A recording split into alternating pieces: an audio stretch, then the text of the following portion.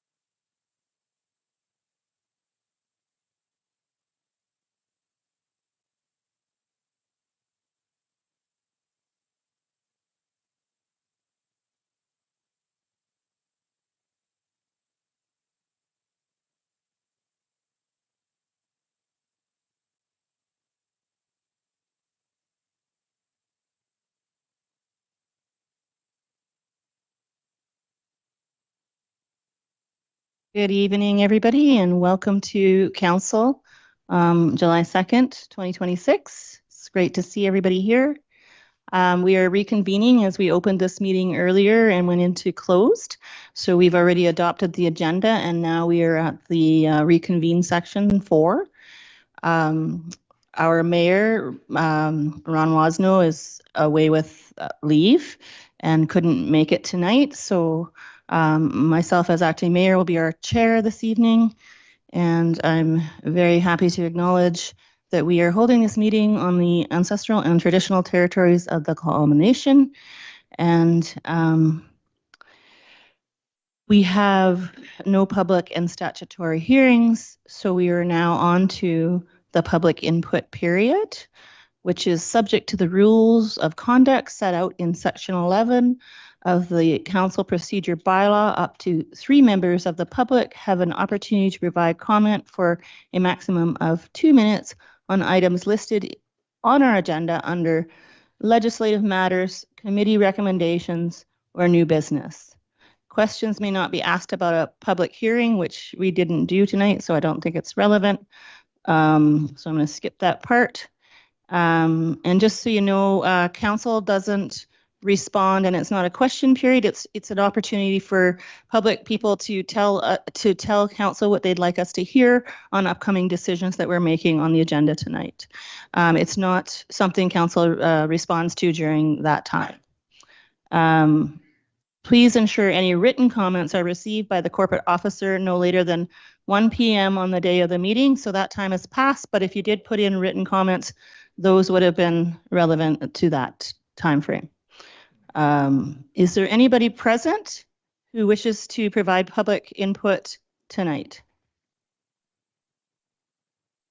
Is there anybody on the phone or online?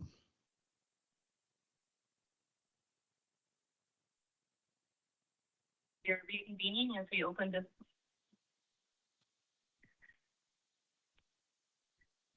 So whoever's on the line, if you could start by introducing yourself with your name and then which matter it is you're trying to comment on, that would be appreciated. And if you have your live on in the background, you need to mute it in order to not get feedback. Okay, thank you, Councillor Elliott. To the chair, it's Diana Collicutt calling. I'm sorry about that. It's just hard to know where you're at on the meeting without watching it. Yeah, I have a couple of questions in regards to 11.2, the townsite intersection safety study, if that's okay. So Diane, thank you so much, and we will definitely hear what you have to say about that. But we aren't. It's not question period. It's just where we listen. I can't ask at public clarification prior to getting going. I'm sorry. Public clarification is not part of this. It's not a dialogue between council or answering of questions. It's intended to be input, almost like a hearing, but it's public input. So I have to wait till the end of the meeting? Is that what you're saying? For public clarification, absolutely, yes. Oh, okay. I'll wait till the end of the meeting and I'll call in. Sorry about that. Councillor Isaacson. One offer to Diana, you can always, you might say, I hope that council would ask the following, and then we might ask those questions at the time. And so you're always welcome to share the questions. We're just not going to answer them right now. Oh, okay. Well, if I can do that, I can frame it that way. All right. Then okay. You're on. You're on. The floor is all yours. Oh, thank you. Okay. So I hope in regards to 11.2 that council will consider the townsite intersection safety study in regards to a priority list and where in regards to where it sits on the priority list of intersections across the citywide, and where the greatest needs are. And also, I hope that there's future opportunity to add different intersections to a priority list. For instance, Marine at Hemlock, where the students that's a really, really busy intersection, and it's very dangerous, and there's a lot of usage there, a lot of vehicle access and students and visitors. So I would hope that council would consider a priority list that looks at that as well. And then also I would hope that the public engagement session, that council would consider talking to the Truckers Association and looking at the transit department.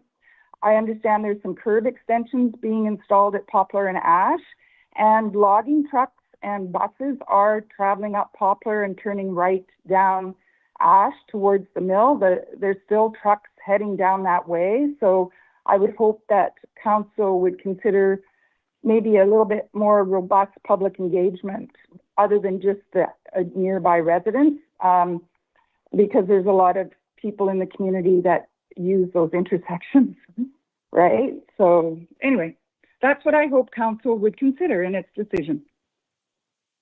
Thank you, Diane. Is there anyone else present or online who would like to make comment during this public comment period?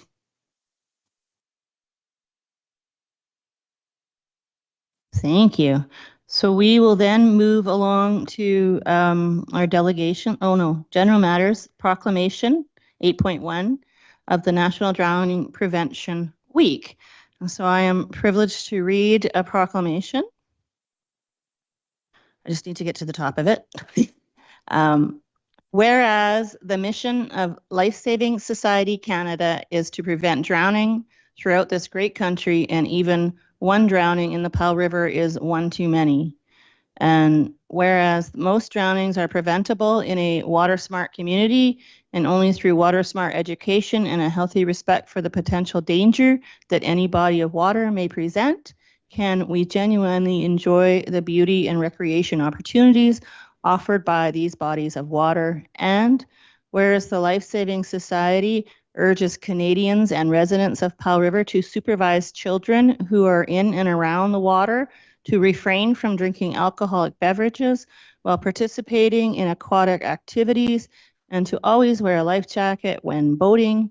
And whereas the United Nations General Assembly passed the UN Resolution on Drowning Prevention, A75L.76, and named July 25th of each year as World Drowning Prevention Day.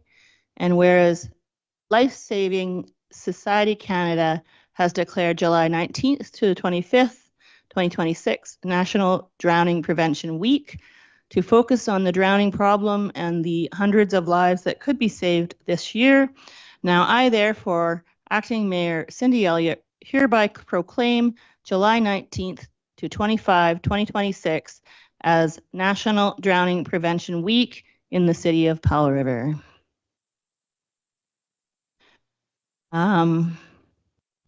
That's particularly poignant in our community right now. We've had some drowning losses in our community recently that were very much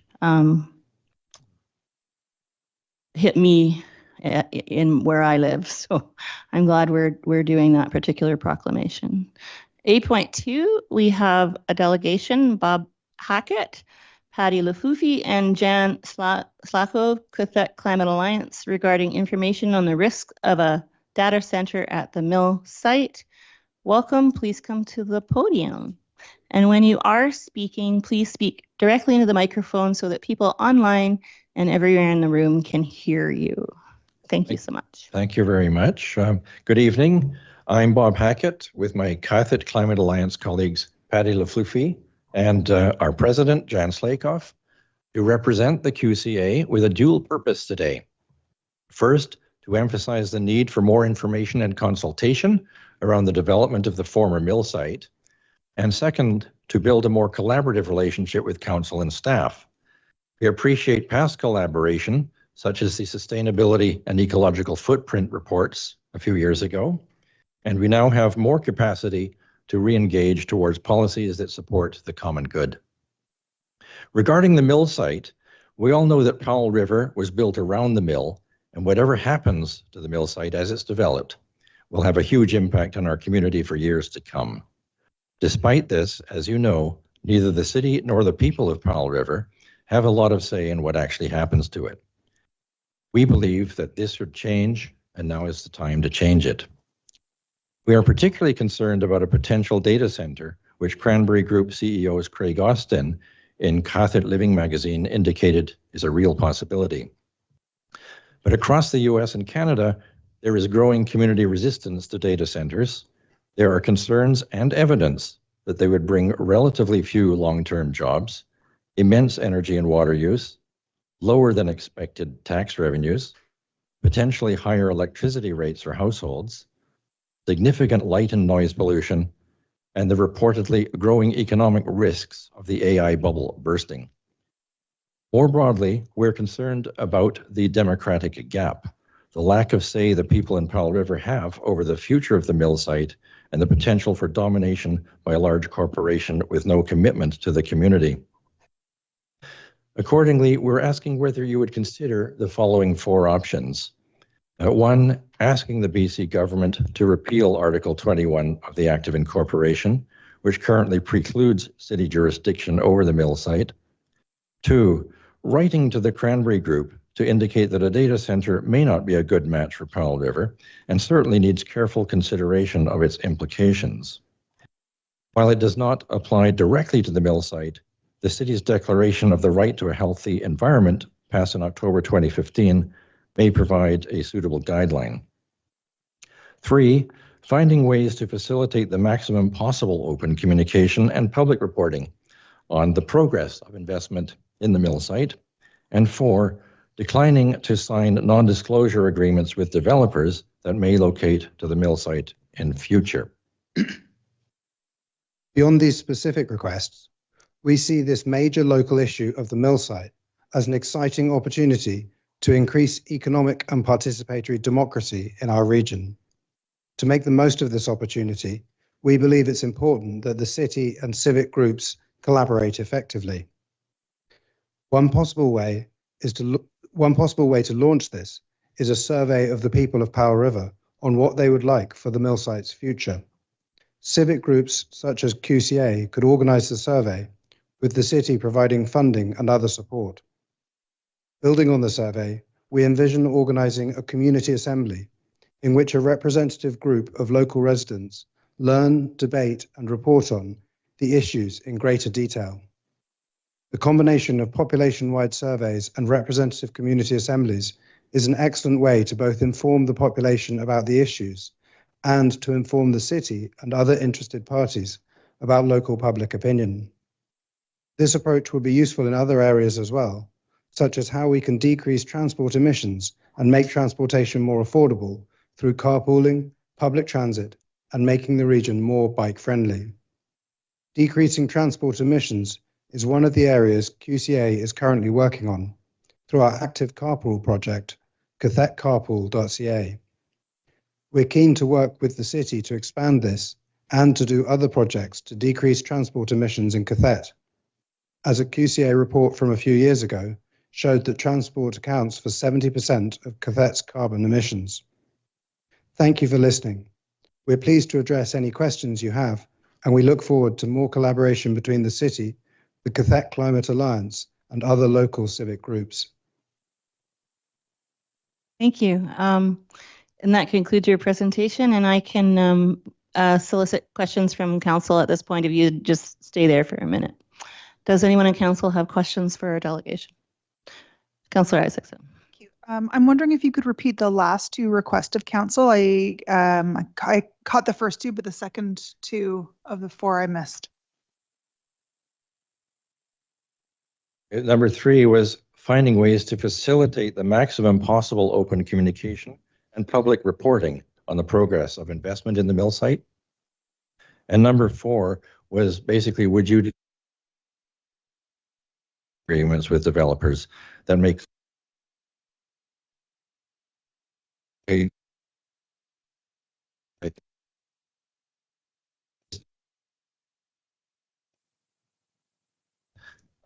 in Ontario is doing a study of community relations with data centers and says that there is what she calls a democratic gap, and non-disclosure agreements form a large part of blocking the flow of information between the developers and the community affected. So that's number 4. Okay, so council, is there anyone else who have questions? Councillor Palm? Yes, thanks to the chair. Appreciate your correspondence here and delivery tonight. Just one quick question to clarify, and that was somebody made the statement. I think it was you, Mr. Hackett, that Councillor Palm, could you please speak into your mic so other people can hear you? it has been found, as you stated, that the tax revenue from these facilities are greatly overestimated. Can you elaborate on that? Yeah, I'm still on a learning curve myself, but from what I've seen from several sources, and by the way, there's a really good sort of toolkit from the Council of Canadians on resisting data centers in communities. And they and other sources like Professor Pazik point out that, and this is something to watch for, data center developers often ask for huge tax breaks and or get subsidies from other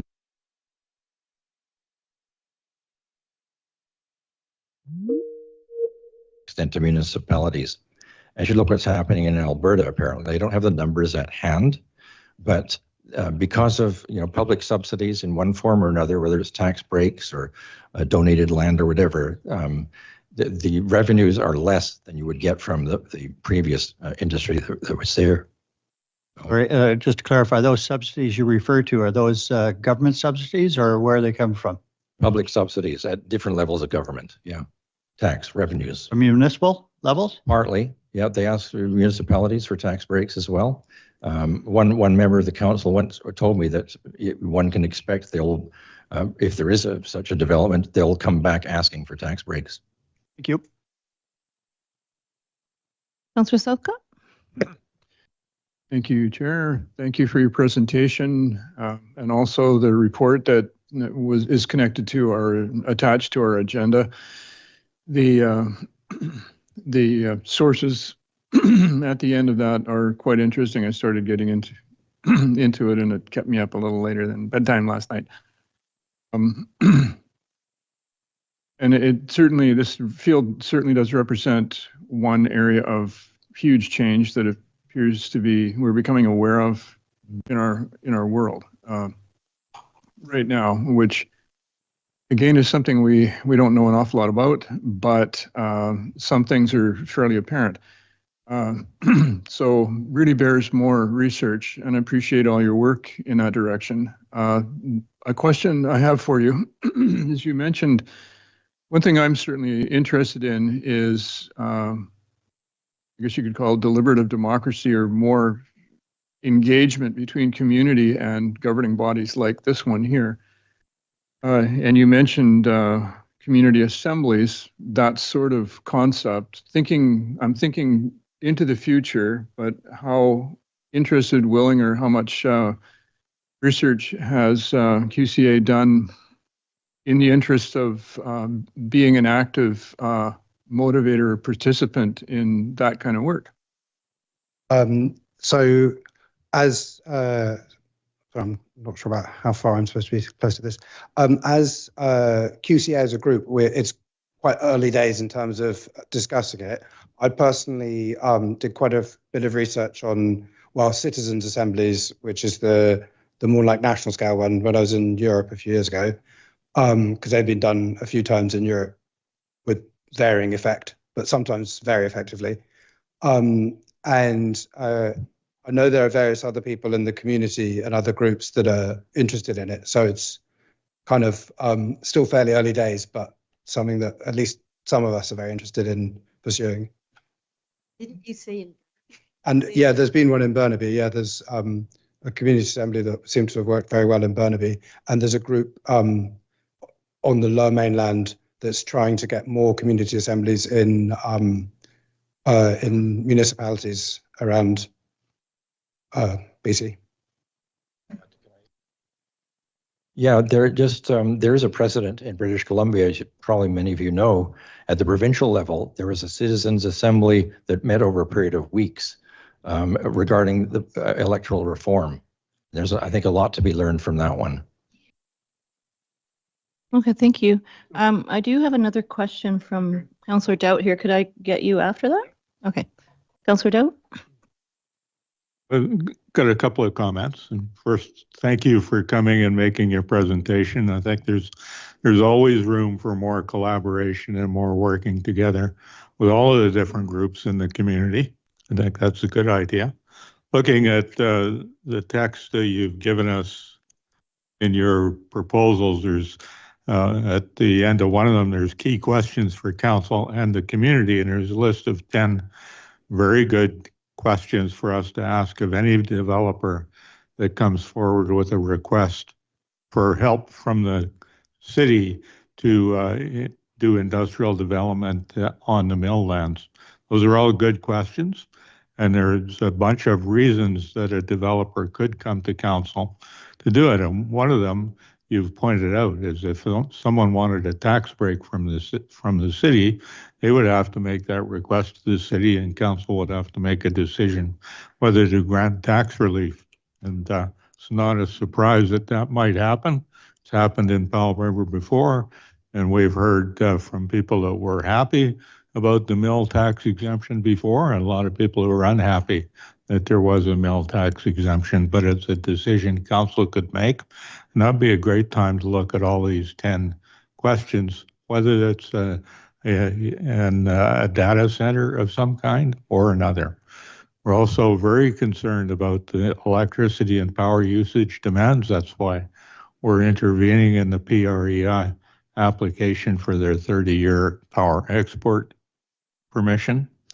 And as far as the communication and the discussion in communities, I've been looking into a little more about citizens' assemblies, and I've heard about it a number of different places in Canada and the United States. Probably the most telling ones were there's been a couple of citizens' assemblies set up to look at democracy and proportional representations and things like that.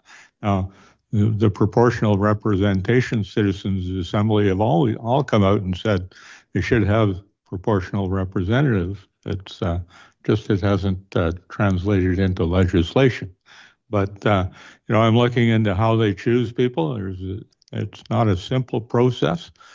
For the ones about electoral change, they basically did a choice, a random choice of people by postal codes and mailboxes to get different people in different communities, and to try to stay away from just having a group of people with a political leaning one way or another. And that's a difficult thing, but they tend to cost some money, and they tend to take some time.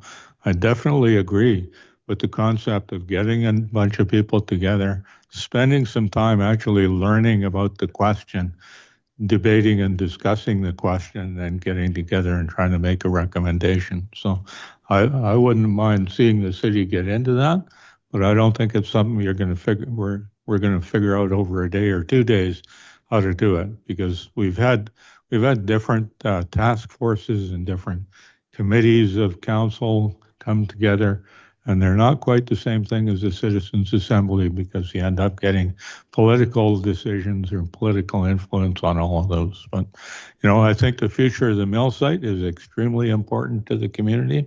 I think addressing all of the questions that you brought up is important.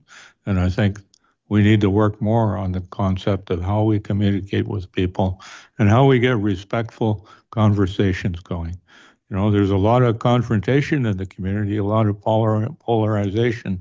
There's not a lot of places where people are coming together and actually listening to each other and trying to come to a compromise solution in the middle. I think we need to find more ways to do that. So thanks for your suggestions. Councillor Southcott, did you still have a question? Okay, go ahead. Specifically, considering the fiscal condition of most governments, including ours and our city currently, how willing would QCA be to spearhead initiatives that would, like a community assembly kind of initiative? President had to leave to get the ferry, but so I'm sort of ad hocing it here. I think that if it was on a sort of within our mandate, sort of on a climate related or environmental related issue, I think we'd be willing to pitch in within the limits of our resources. So I don't know if there's modest funding available that could be applied for to organize that sort of thing, because as Councillor Dowd says, you have to, you know, if you have a representative sample, that's a little different from just inviting whoever wants to come in, you know, so there's that process to be arranged. And then you probably, in a full-scale citizens assembly, you have experts come in to talk about the issues and the options. So there are different scales of that kind of model. And in terms of spearheading, I would imagine that it might be a group of groups and people, because there are various people in the community who are also very interested in citizens' assemblies. And in terms of funding, I know that First Credit Union has a grants program, and I haven't found out from them yet, but I would assume that the Lower Sunshine Coast group that is specifically trying to promote and get going citizens' assemblies would either have funding or know where there are grants from provincial level or around BC for it as well. So these are all things that we'd need to look into, but I think we could, having in combination civic group, QCA and other civic groups and city working together, I think it could work well. Obviously, it wouldn't be something that we would do tomorrow, but do immediately. But you know, we could organize, yeah. Thank you. I appreciate that answer, because it gives me some reassurance. I personally am a bit skeptical of the highly specialized approach that we generally take in this society, and also the expectation that government is going to do everything. And I don't think that's not a sustainable expectation anymore. It hasn't been for some time, and it also leads to general disappointment. So partnerships between community organizations and government, I think, are essential. I think the examples of successful community assemblies that I'm aware of have been led by local government in British Columbia. But the examples that I'm aware of from Europe are more, they're not specifically government sponsored. They really did come out of community.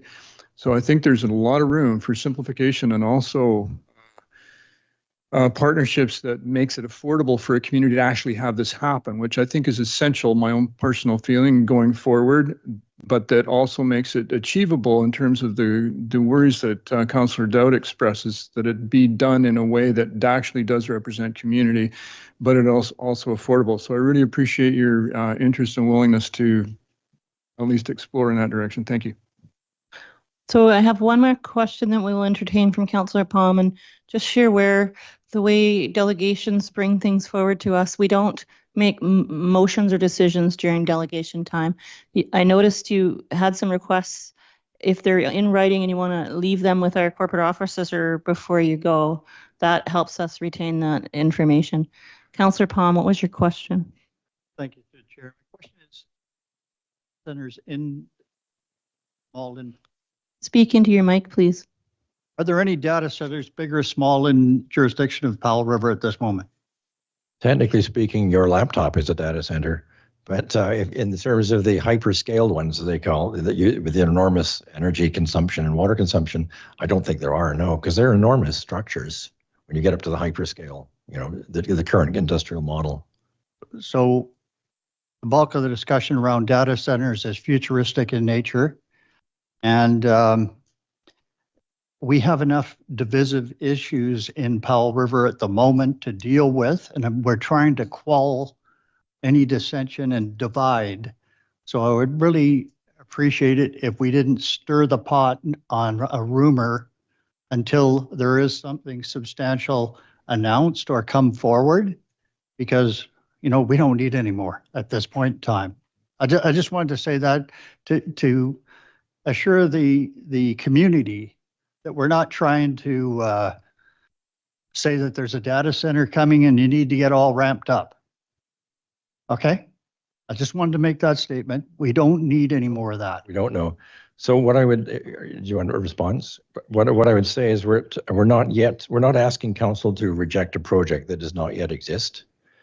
That we're asking council to establish expectations now for around transparency, public disclosure, meaningful consultation, and the independent assessment of economic and environmental impacts. I think most people would agree there. I think that would be something that would bring us together. I'll be the first to agree, having what we've gone through in the last term or so, to say, yes, we need a lot more public input. Thank you very much.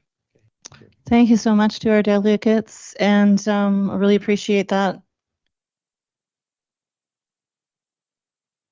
Next on our agenda is the consent agenda. Does anyone want to pull anything, the one item out of our consent agenda?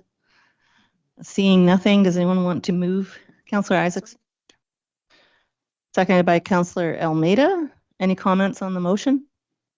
Seeing none, all in favor? Any opposed? None opposed, so that passes unanimously, the consent agenda. We're on to 11, legislative matters. 11.1, bylaw notice enforcement bylaw 2818, corporate officer.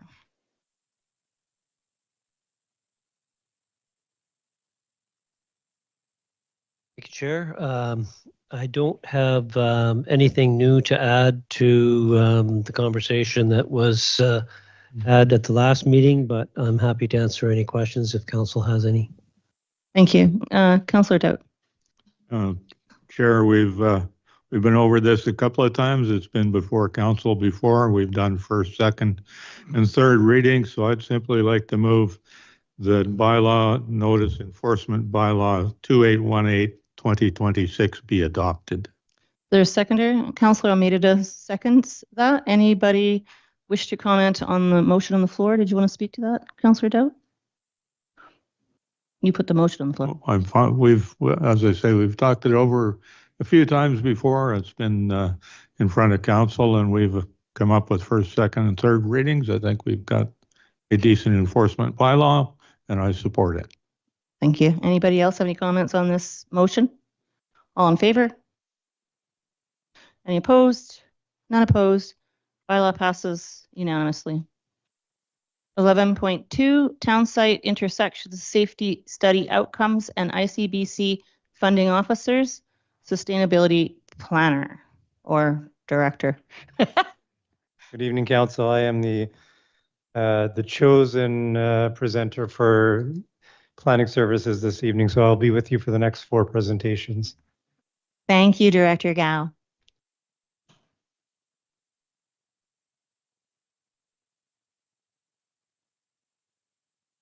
Okay, so the purpose of the report before you is to present outcomes of the town site intersections traffic operation and safety review study and to seek council direction on ICBC funding toward implementation of the recommended improvements.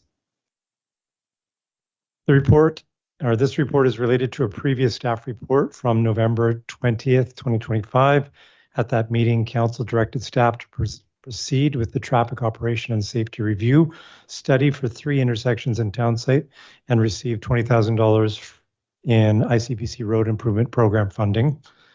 The initiative arose as a follow-up to a delegation from the James Thompson Elementary School Parent Advisory Committee on April 15th, 2025, which raised concerns about pedestrian safety at intersections near Henderson Park.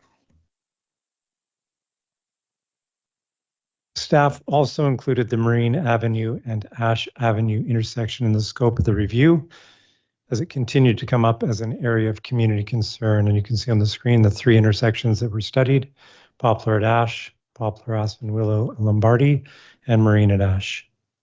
The traffic operation and safety review has since been completed by ISL Engineering and Land Services. Following completion of the study, ICBC offered to contribute funding towards the implementation of the recommended improvements. So besides wanting to share the results of the review with council, it is this funding offer that is the impetus behind presenting this report now. The study examined conditions at each of the 3 intersections and identified recommended physical improvements, each accompanied by cost estimates. And I will provide a brief summary of the review The full report is attached to this report as Appendix A. We'll start at the first intersection at Ash Avenue and Poplar. This intersection is adjacent to Henderson Park and Playground and is subject to a 30-kilometer playground speed limit. ISL highlights that the existing three-way stop control does not align with typical driver expectations. Drivers stopped on Ash Avenue may not readily recognize that northbound Ash Avenue traffic is free-flowing, which increases potential for right-of-way conflicts. The wide roadway and gradient may contribute to higher vehicle speeds. Existing crosswalks are unmarked and have long conflict zones, and those are the zones where vehicle and pedestrians cross. And there's potential for greater injury in those zones. So ISL recommends that 1, the intersection be converted from the existing three-way stop to an all-way stop to reduce driver uncertainty. Install marked crosswalks on all legs to enhance pedestrian visibility and crossing safety, and add curb extensions to reduce approach speed and turning speeds, improve pedestrian visibility, and shorten pedestrian crossing distances. Moving east to the next intersection at Poplar Street, Lombardy Avenue, Aspen Avenue, and Willow Avenue. This intersection is an existing 5-way intersection also within the 30-kilometer playground zone along Poplar Street. Here, traffic operations are complex due to the existing 5-leg configuration. There are also limited sight lines between Willow Avenue and Lombardy Avenue, plus long pedestrian crossing distance along the marked crosswalk. The westbound downhill gradient combined with the wide roadway likely contribute to higher vehicle speeds approaching the existing unmarked crossing and entering the 30-kilometer-per-hour playground zone.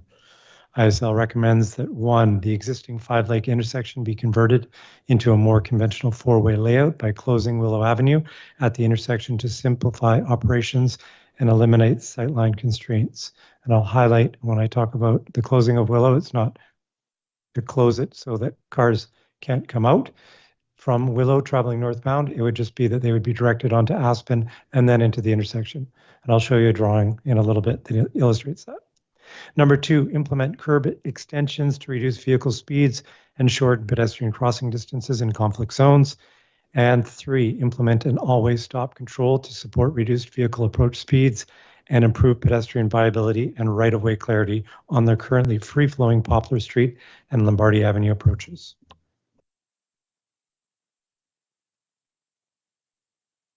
And then the last intersection that I referred to is Ashet Marine. And as I mentioned earlier, ISL also provided a review and recommendations related to the intersection of Marine and Ash. However, staff are not recommending to undertake changes to this intersection as part of a budget amendment request presented here. I won't get into ISL's review and recommendations for this intersection and will instead focus on the previous 2 intersections I just highlighted. Proposed design options. So ISL developed 3 options for each intersection, and they are ranging in cost and complexity. Option 1 is a due minimum approach using primarily paint and signage. Option 2 is a quick build approach using precast and cast in place concrete traffic calming islands. And option 3 is a permanent solution involving new sidewalk, curb, and boulevard constructions.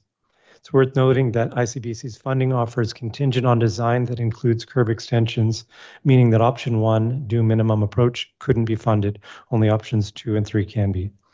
Option 2 is recommended for both intersections as it delivers the key safety benefits identified in the study, including reduced crossing distances, improved pedestrian visibility, and slower vehicle speeds at a fraction of the cost of the option 3 approach. And so these are the drawings that were provided in the report. And as I said, there was actually 3 options for each intersection. So there's actually 9 drawings in the report. What I'm presenting here are the option 2, and I'm just going to toggle between them. So this is Ash and Poplar, and this is Aspen and Poplar. So both show the use of precast structures to achieve curb extensions and additional stop signs to reduce speed before entering into the 30-kilometer playground zone and reduce driver uncertainty. You can sort of see on both of these what is proposed here, but it could vary depending on the detailed design work, but it's precast concrete structures that would limit the crossing distance for pedestrians. And yeah, so both of those intersections take advantage of that. Staff recommend that city accepts the ICB funding offer for intersections 1 and 2 and proceed with option 2 quick build approach for both locations. The combined ICBC contribution equals $130,200 and covers the majority of the estimated option 2 costs. The estimated remaining balance of $7,400, which is the difference between the cost estimate and ICB offer for intersection 1, can be funded from existing budget allocations. So as for comments from other city departments, Infrastructure Services supports the proposed safety improvements as a practical response to concerns raised by the school community and as an incremental step towards a safer, more accessible active transportation network. They recommend the future detailed design consider town site character, placemaking opportunities, transit and goods movement requirements, life cycle costs, and consistency with other city plans and the bicycle network strategy to ensure the improvements contribute to the long-term vision for the neighborhood. On the screen, you can see the recommendation. That completes my presentation. Here for any questions. Thank you, Director Gao. Just before we turn to council for questions, did you have any comments on some of the questions that we heard from public comment about this project? Was it this one? Yeah. The chair to the acting mayor. Yes, I heard some of those. I'm hoping that members of council would be able to help. I think. Okay, thank you. The volume wasn't great for me. We'll start with Councillor Doubt. I get a couple of questions because my first question is about process. And I think I remember how we got to where we are here right now, but I'm not sure everybody does. So can you fill me in a little bit on how council came to be looking at re-engineering these 3 particular intersections rather than all those intersections that there are in town? There are a lot of places that could be improved, but as I recall, council actually made a decision to ask staff for advanced engineering on these 3. So could you clarify that for everybody? Through the chair to Councillor Doubt. So as I mentioned in the report and in my presentation, it was actually driven by the James Thompson Elementary School PAC or Parent Advisory Committee who came to present to council. And the driver behind that presentation was connected to a school bus location pickup and drop off zone. And it had moved to a location that many parents no longer felt safe sending their kids to that pickup location because of the need to cross Poplar and the challenges they felt with those particular crossing points. Council then directed staff to go out and work with a consultant, and that's why ISL was hired to review those intersections and to come and provide some recommendations. And that's what the traffic study does. It provides, like I say, an overview of the specific intersections, recommendations, and then 3 different approaches as to how to achieve those. The reason we're talking about option 2 is because of the cost associated with the permanent solution and largely tied to the funding that ICBC has offered to support the option 2 improvements, which largely cover the cost. I have a couple of detailed questions about the plans, or you want? I don't see a lot of questions on the floor at the moment, so you go ahead and ask another, and then we'll go to Councillor Palm. Okay, so the first one I'm looking at, and I see the option 2, and it's, it's definitely a much more reasonable cost to go with option 2 rather than option 3. And option 2, in my estimation, is better than all the other ones, but I got a couple of detailed questions. Sure. And I'm looking at the intersection of Poplar and Ash, or Poplar and Aspen. Mm-hmm. And that's the five-way intersection where Willow is coming together with Aspen and the other 3 streets. And I see where there's a bump out where Willow is actually being blocked off and the traffic diverted onto Aspen to go into that junction with Poplar Street. I see a yield sign there on the drawing, but I don't see a stop sign anywhere for traffic coming up Aspen to go to Poplar or Lombardy. Is that because there's going to be no stop sign there, or has it just been missed? Through the chair to Councillor Doubts, these are the improvements. So there is an existing stop sign at Aspen, and so it's not highlighting the existing stop sign. Okay, so it's because there's already one there. That's correct. Being pointed out. Yep. Thanks. And my other question actually is for both option 2 and 3 around the Patricia Theater. And my concern is parking in front, particularly handicap parking. And the way that I see the traffic calming is it's going to go beyond where the current handicap parking basically is, and beyond where there's a drop in the curb so that people with wheelchairs that get dropped off on the street can get into the Patricia Theater. And the rest of that block is taken up with a couple of more driveways that actually limit where people can park. So my concern is the impact on accessibility. I know because I have a family member that has to use a wheelchair to get any more than 5 or 10 feet, and likes to enjoy the entertainment opportunities in town from time to time. And it just looks to me on these drawings as if that handicapped accessibility is going to be reduced considerably. People have to park quite a bit further away and go across a couple of driveways to get to the theater. So has that been thought about, or can it be reconsidered in the final design stage? So through the chair to Councillor Dowd, 2 points. One being, as I highlighted, the recommendation today only refers to the intersections at Ash and Poplar and Aspen and Poplar.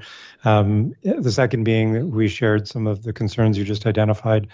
And there was a good section in the report. I didn't present it today, but on page 4 of the report, there's a paragraph that actually identifies that intersection and the services around it being of great community value, and further work needs to be done to ensure that there aren't implications that you just suggested. So I think take that as staff weren't satisfied that that was an adequate solution, nor was the cost reasonable. So the cost to even do the option 2 was about $180,000 versus the $80,000 that ICBC was offering. So we just put it aside and said, we'll come back to this later. We really are focused on the 2 intersections presented today. Good. I think for that, Ash, and the one by the Patricia Theater, that's also going to require cooperation from the Department of Highways and Transportation, isn't it? I think absolutely, yes. We had a meeting with them recently and talked about that. And it's hard to get the highways to agree to changes. Councillor Palm. Yes, thank you, through chair. Excellent questions, Councillor Dout. I have 3 questions, and I first of all want to say this has been a long time coming. I appreciate greatly all of the work that has gone into this and the comprehensive report that has resulted. So first of all, in terms of the history here, just want the public to know that staff made the attempt to reach out to the school district since it was a school bus stop involved, and asked them to perhaps partner with us to seek remedy. And they said it was our jurisdiction to deal with. And is that correct? Through the chair to Councillor Palm, when you say our jurisdiction, you're referring to the school district's response saying, or are you saying the school district said it was? The response was that the school district said, this is, if you want to deal with it, go right ahead. We're not going to partner with you.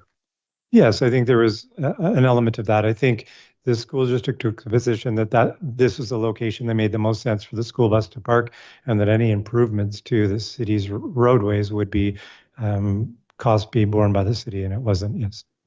So that's great. So in terms of the parents' concerns that originally came forward, is the proposed changes to these 2 intersections and that particular bus stop, does that cover their concerns and make them happy?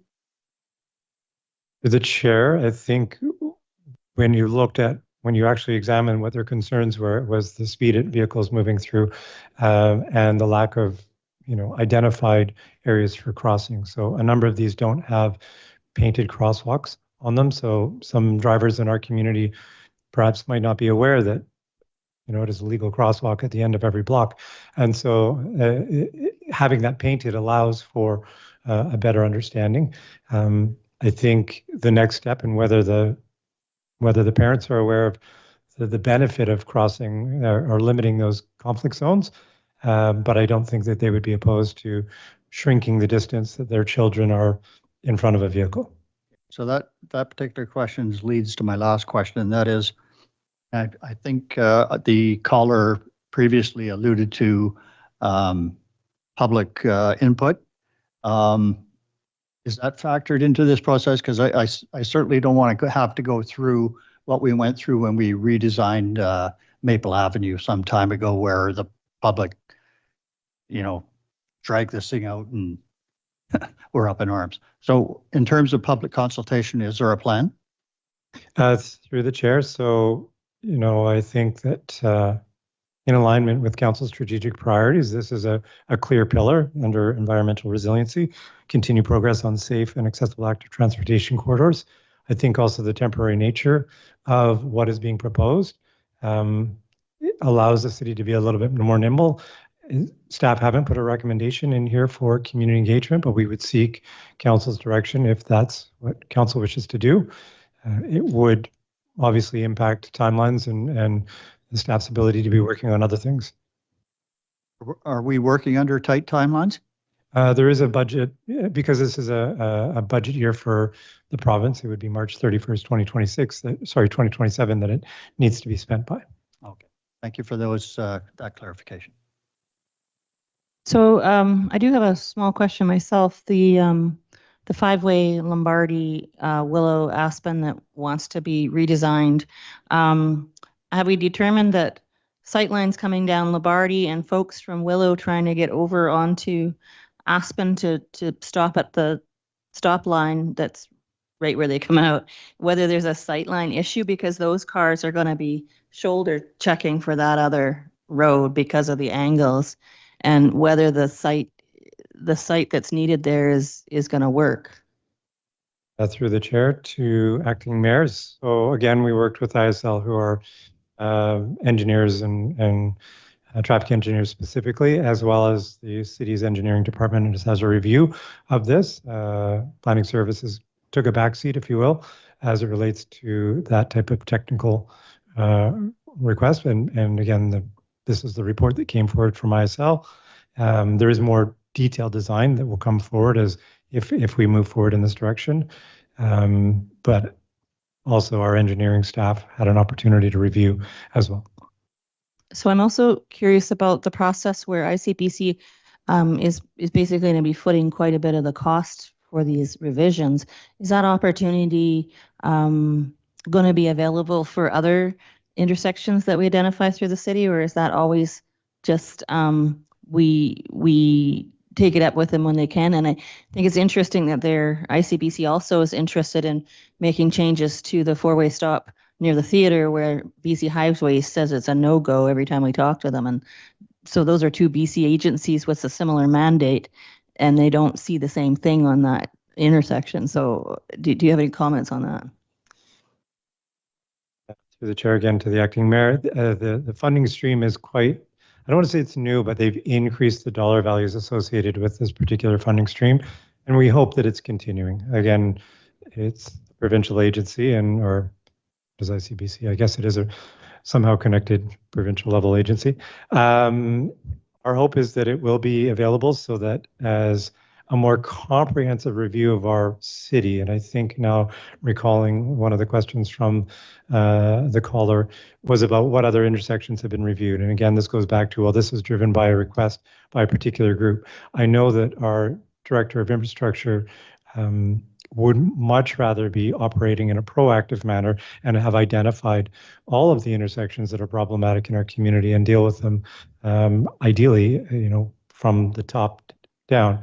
And I think the caller did identify Marine Avenue and Hemlock as a particularly challenging intersection. I will remind council that there was an initiative put forward by staff to install RFBs, which are the flashing pedestrian driven lights, and the ministry refused that.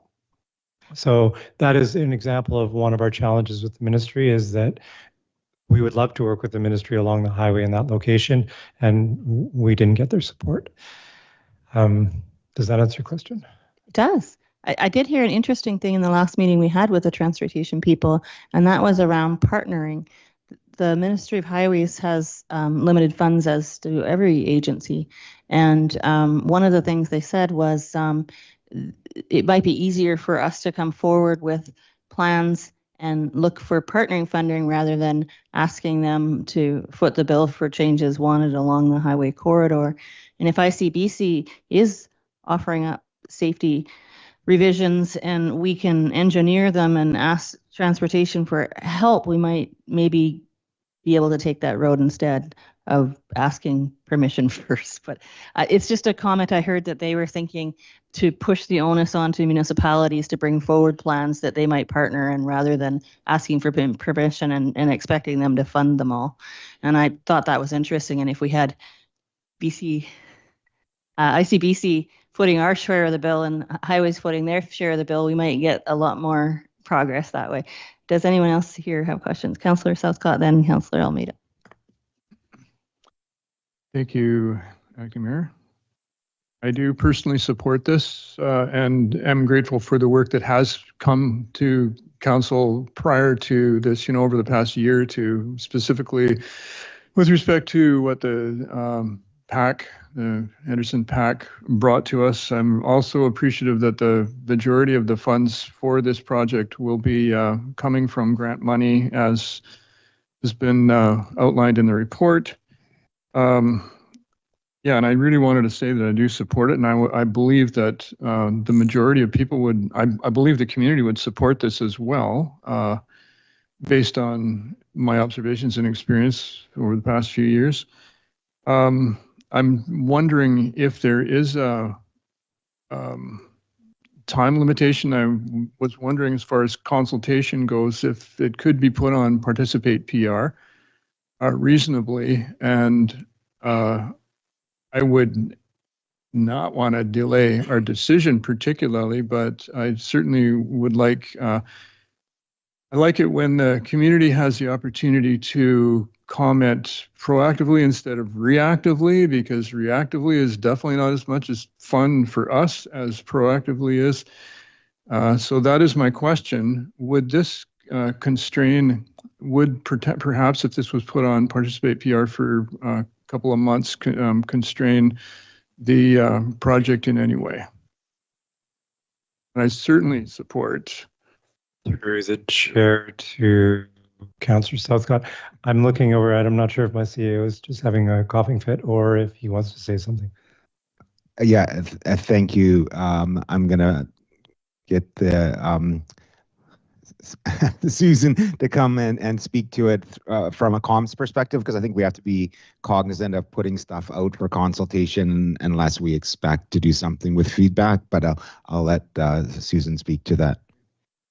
Yes, thanks very much for the question. And through the acting mayor, I echo the CAO's comments. Unless we're going to be making a different decision and we're going to be considering and making different decisions, there would be very limited. Going out for feedback would not be my recommendation. It is possible, without question. We are coming up against our July 21st deadline or July 20th deadline for a quiet period, where the city has agreed not to undertake any engagement for the 2 months prior to the election. So that's part of the policy that was approved a couple weeks ago, I believe. So that would also be difficult. So any consultation would not begin until after the election, which may also put timelines at risk in terms of completing the project. So, Councillor Southcott, yes. So in view of that, and I really appreciate that answer, in view of that, and also in view of where this came from, safety for our children, which I think we heard about over and over again on Tuesday, I want to withdraw that suggestion entirely. Thank you very much. Councilor Armito. Thank you, Chair.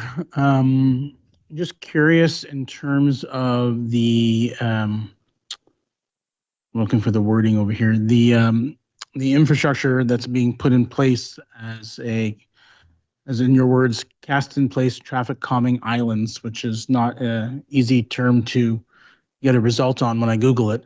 What are we looking at size-wise, just out of curiosity? Are we looking at like these 6-8-inch curbs you might see in a parking lot? Or are we looking at like the 2-foot ones you might see dividing a highway?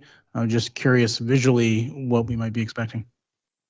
Through the chair to Councillor Almeida. So the discussion to date has varied, and a lot of it has to do with the cost. And so if in fact there was a company in town that was willing to produce these, we might have a lot more say over what it was.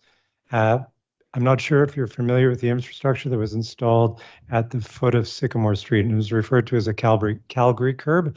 And that was a off the shelf kind of purchase. That's an 8-inch curb with it happens to have a sign. The intent there was to really slow the traffic moving off the highway in that location. So we already have something kind of in that neighborhood that is effectively traffic calming that it might mimic. Again, trying to be aware and considerate of aesthetics as best we can. Thank you. I do have. You're good? Okay. Are you making a motion? What I was going to do is make the motion. Okay, thanks. Acting Mayor, Chair. And if that's okay, I will say the council directs staff to amend the 2026-2030 Financial Plan Bylaw 2794 2026 to include ICBC Road Safety Improvement Program funding of up to $72,600 for the Ash Avenue and Poplar Street intersection, and up to $57,600 for the Poplar Street, Lombardy Avenue, Aspen Avenue, and Willow Avenue intersection under option 2, quick build design. And if there's a seconder, I'd like to make a couple of comments. Seconded by Councillor Southcott. Go ahead. Okay, so when I first heard about it was actually at the Town Site Ratepayers Association. It's two different Town Site Ratepayers group. And I was at a meeting of the Ratepayers Association, and they had parents there who were actually part of the PAC at James Thompson. And they were very concerned about the way that the school bus was coming, particularly after the changes on Willow, because the speed limits on Willow and the changes we've made there had caused the school district to rethink the way the school bus went. And the parents all found it a dangerous situation, and they wanted to find some way to slow traffic down and make it safer. And I know the school district had tried a couple of things, but the streets aren't wide there. And the fact is that there is that 30-kilometer-an-hour limit in front of the park there. It's a dog park and a park for everybody along that street. And the limited visibility, it was hard to get a safe solution. And this is one, and I think it addresses the need and it helps to keep our children safe. So I'm in favor of it, particularly since ICBC, who we all like to pay less money to, is going to send some of our money back home here and do something for us. So I'm in favor of it. Thank you. Councillor Isaacson. Thank you. Speak to you briefly. I think the Henderson, the four-way near Henderson Park is a no-brainer. That three-way stop is confusing at best. The number of times I've been at the stop sign and someone at the through lane has paused. I'm like, it's your right of way. Please go through. Like, let's not cause an accident here. It's confusing, and I think right near the park in particular, it's helpful for safety. I would say I'm a little bit more sensitive to the Aspen Lombardy zone. Largely, I mean, I think it'll be a big change coming down that hill. Towards a stop sign will be different. I grew up in Salmon Arm, and they put a stoplight in at the bottom of the hill coming into town along the highway, and it requires some thinking in terms of how people approach it, but people will have to approach it slower, which again, in a high, near a park, with dogs and children, I think overall it will result in safety, and that Willow bit is needs fixing as well. I think the lesson that I learned from the Maple Sycamore Safe Streets plan was one of the things I learned was who we are most likely to hear from and not hear from in public engagement. And after that project got implemented, with a lot of the intention scaled back due to very legitimate public feedback, was walking that neighborhood and hearing so many parents disappointed that the full project hadn't been implemented. They don't have the time and aren't necessarily following council business, and they heard the plan and were excited for it and were really disappointed when it didn't come to full fruition. And so when I think about the origin of this and the bus traffic and children in the neighborhood, I think that the improvements to that Aspen, getting all Poplar, Lamarty, Aspen, and Willow intersection, I expect that there will be people who will be upset with a change, and that's true for any change. I expect that there will be concerns about it and people not happy. And also, I know that there will be people who would be very pleased for that intersection to be improved. I'm a little bit I'm not super keen on some of the what did you call them?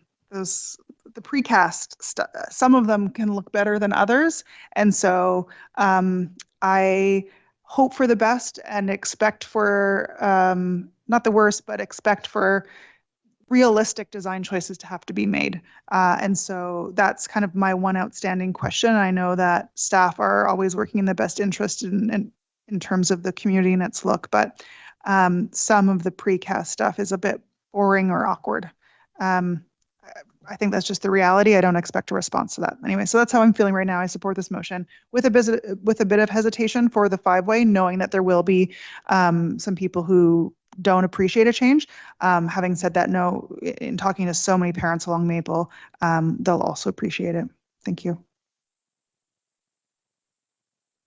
Councillor Palm. Thank you. Short and sweet. I'm all for an upgrade on safety, particularly when it doesn't cost any dollars of taxpayers. This is funded by ICBC. So I'm for passing this motion. I'm sure we're going to hear from the citizens one way or another in those particular areas.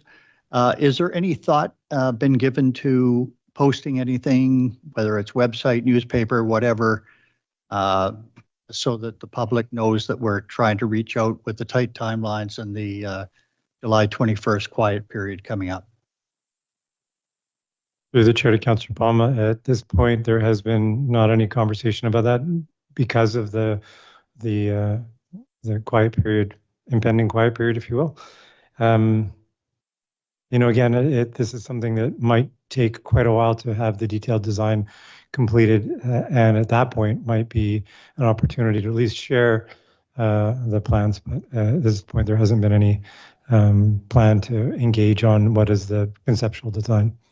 Like that idea when the plan comes forward to get the word out. That's great. Thank you very much. So I'm in favor of the motion, and I'm going to call the question in just a second. I had a few words as well. I do believe that people will not like stopping at the bottom of Lombardy because we're not used to it in our community, and change can be hard. But I have no doubt that it will improve the safety of that intersection. And so that I'm also liking the plan because ICBC has stood up and said, yes, this is something we're willing to fund because safety is our thing. And that sets a precedent for us to move forward with other intersections that are equally hazardous that could use our attention in the future. And learning this process and being a partner with ICBC it can only improve intersections throughout the city. So I'm also in favor of the motion and moving forward. If everybody's finished talking, I would call the question. All in favor? Any opposed? No one's opposed. The motion passes unanimously. We are on to 11.3, LCRB referral for a new liquor primary license, 5110 Manson. Director Gao. So the purpose of this report is to present information and obtain direction on a referral from the LCRB, that is the Liquor and Cannabis Regulation Branch, following the submission of an application by the Association Francophone de Quebec for a new liquor primary license at 5110 Manson Avenue. The LCRB is requesting a resolution of council to either opt in or out of providing comment on a liquor primary license application submitted by the association. If granted, the license would allow the organization which exists to promote and strengthen local Francophone language and culture to serve and sell alcohol as part of its programming and fundraising efforts. Although the authority to regulate liquor service rests with the province, the LCRB refers certain types of applications to local governments for comment. Past practice with respect to these type of referrals has been to opt out of comment and to leave the community input process to the discretion of the LCRB. A primary consideration respecting this decision stems from a desire to avoid potential delays and/or costs that may be incurred by the applicant due to a duplication of the community input or engagement process. Staff are recommending that council opt out of providing comment on the application. This recommendation follows staff's consideration of the potential impact of the application on the community as a whole and to adjacent properties, with particular attention to noise. The association's immediate neighbors are residential properties. The distance from their main building to their nearest home is approximately 32 meters, with other homes on adjacent properties situated well beyond this distance. The city has no record that any complaints were logged and/or have been received in relation to activities conducted by the association on its property. The association regularly hosts programming and events at this location and has applied for and received many special event permits through the LCRB. Based on the size of those events, the city didn't receive a referral from the province in keeping with the LCRB's typical practice.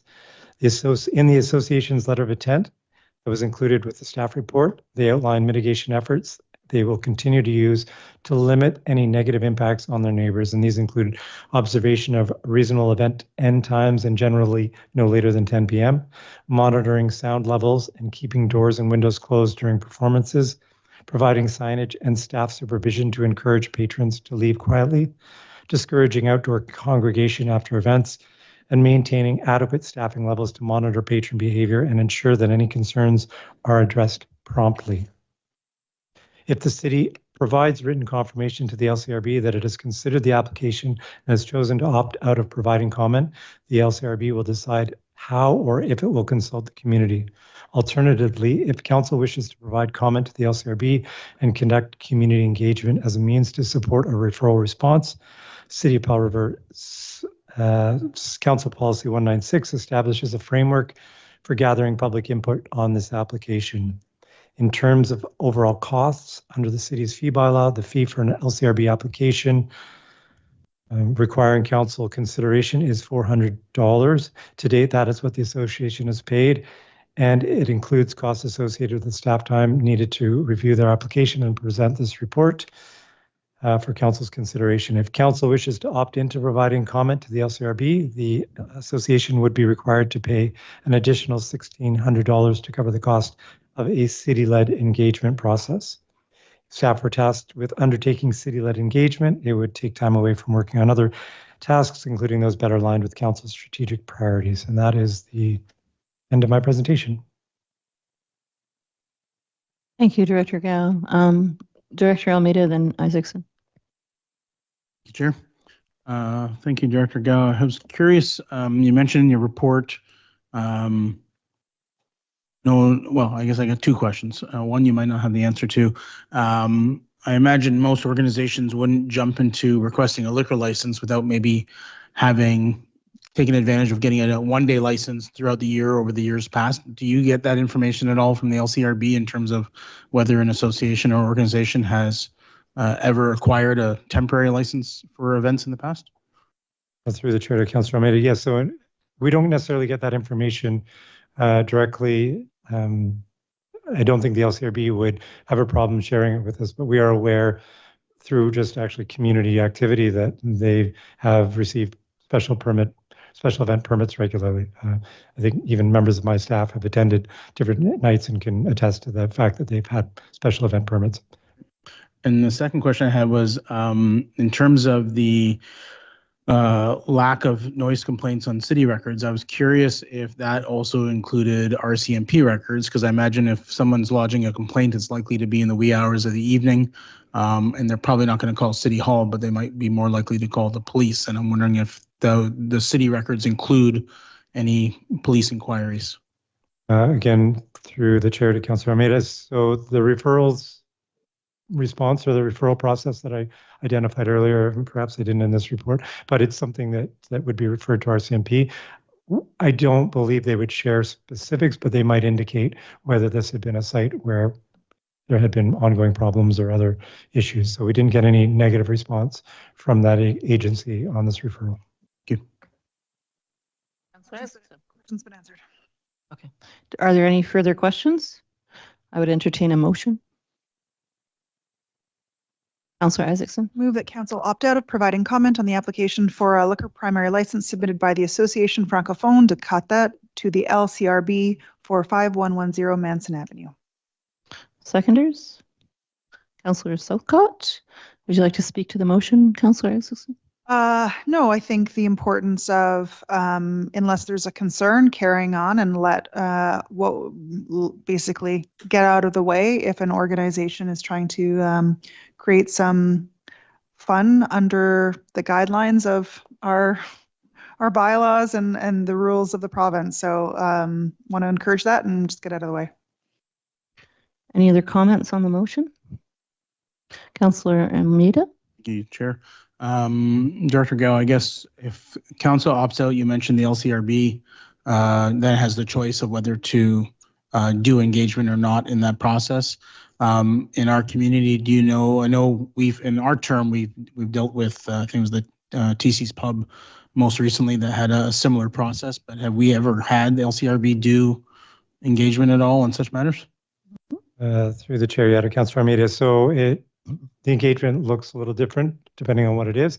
I can think of situations where signage is installed to allow the public to know on the property, much like our development signs, and some form of notification. I have not, in my time at this point, seen in-person engagement from the LCRB. The community would then still have the opportunity for feedback and stuff. They would if the LCRB chooses to go that. And I think we wanted to highlight in there, it really falls to the province and their decision as to whether they consult or not. We don't have control over that. And I imagine that's why Council Policy 196 exists, was because there was concern around the fact that, and I know the history of 196, and I don't think we're dealing with anything of what we were at the time. I think that's where council wanted some say, the community wanted some say, and so Council Policy 196 was established as a way to do that. But in my time, it's never actually been enacted. Just a couple comments on the motion from myself. I don't think unless we have some serious reservations about a location that it's worth it for the City of Powell River to increase cost to the proponent from $400 to $1,600. I think the Liquor Board of BC is fully capable of determining whether there should be some consultation or not.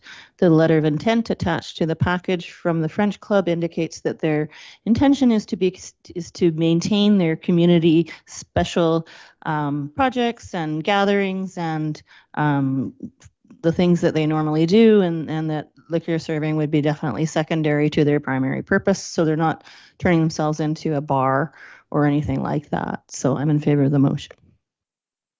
Councillor Almeida.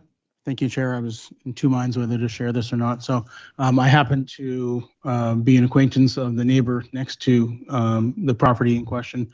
So when preparing for today's meeting, I at least made sure they were aware the topic was on the agenda, invited them to come speak today, which they chose not to, maybe because of timing. But since there's an opportunity from the LCRB to for further commentary, they actually had shared that they had called the RCMP on a couple of occasions. So I'm actually a little surprised that the RCMP has different data, but that's not my department to figure out, and we'll leave that to the LCRB to do their diligence later on. Thank you. A call, all in favor? Any opposed? I see none opposed, so the motion passes unanimously. And we are to 11.4, development permit 441, vacant Joyce Avenue at Glacier Street. Director Gao.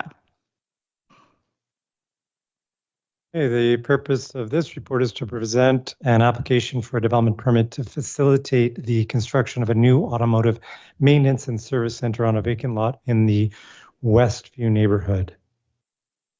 This commercially zoned lot has been vacant for decades and previously housed a Shell gas station. Subject property measures almost 3/4 of an acre and is a corner lot with frontage on Glacier Street, Joyce Avenue, and Westview Avenue.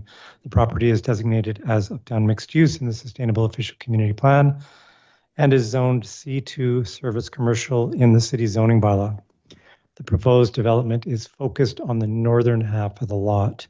The southern portion will remain vacant for now, and future development of the remaining portion will be conditional on achieving form and character approvals tied to a new development permit application submitted at a future time. So as mentioned, the proposed is an automotive service center, and that is specifically a Great Canadian Oil Change store.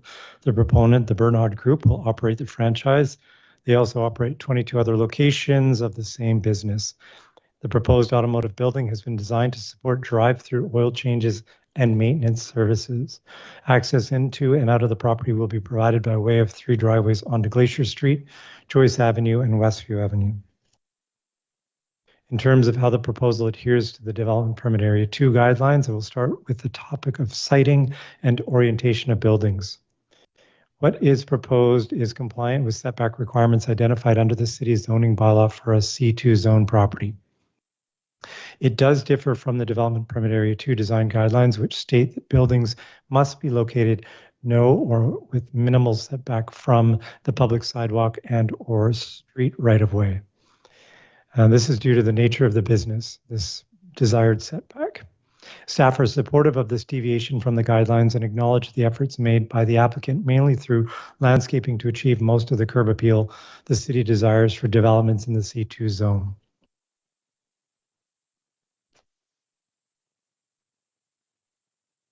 As for exterior materials, under the Development Permit Area 2 guidelines, the use of local or West Coast materials is encouraged, and the use of concrete, metal, and similar materials is discouraged.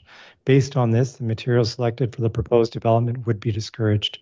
However, considering the nature of the business being proposed and its current zoning of the property, staff are supportive of deviating from the guidelines in this case as well.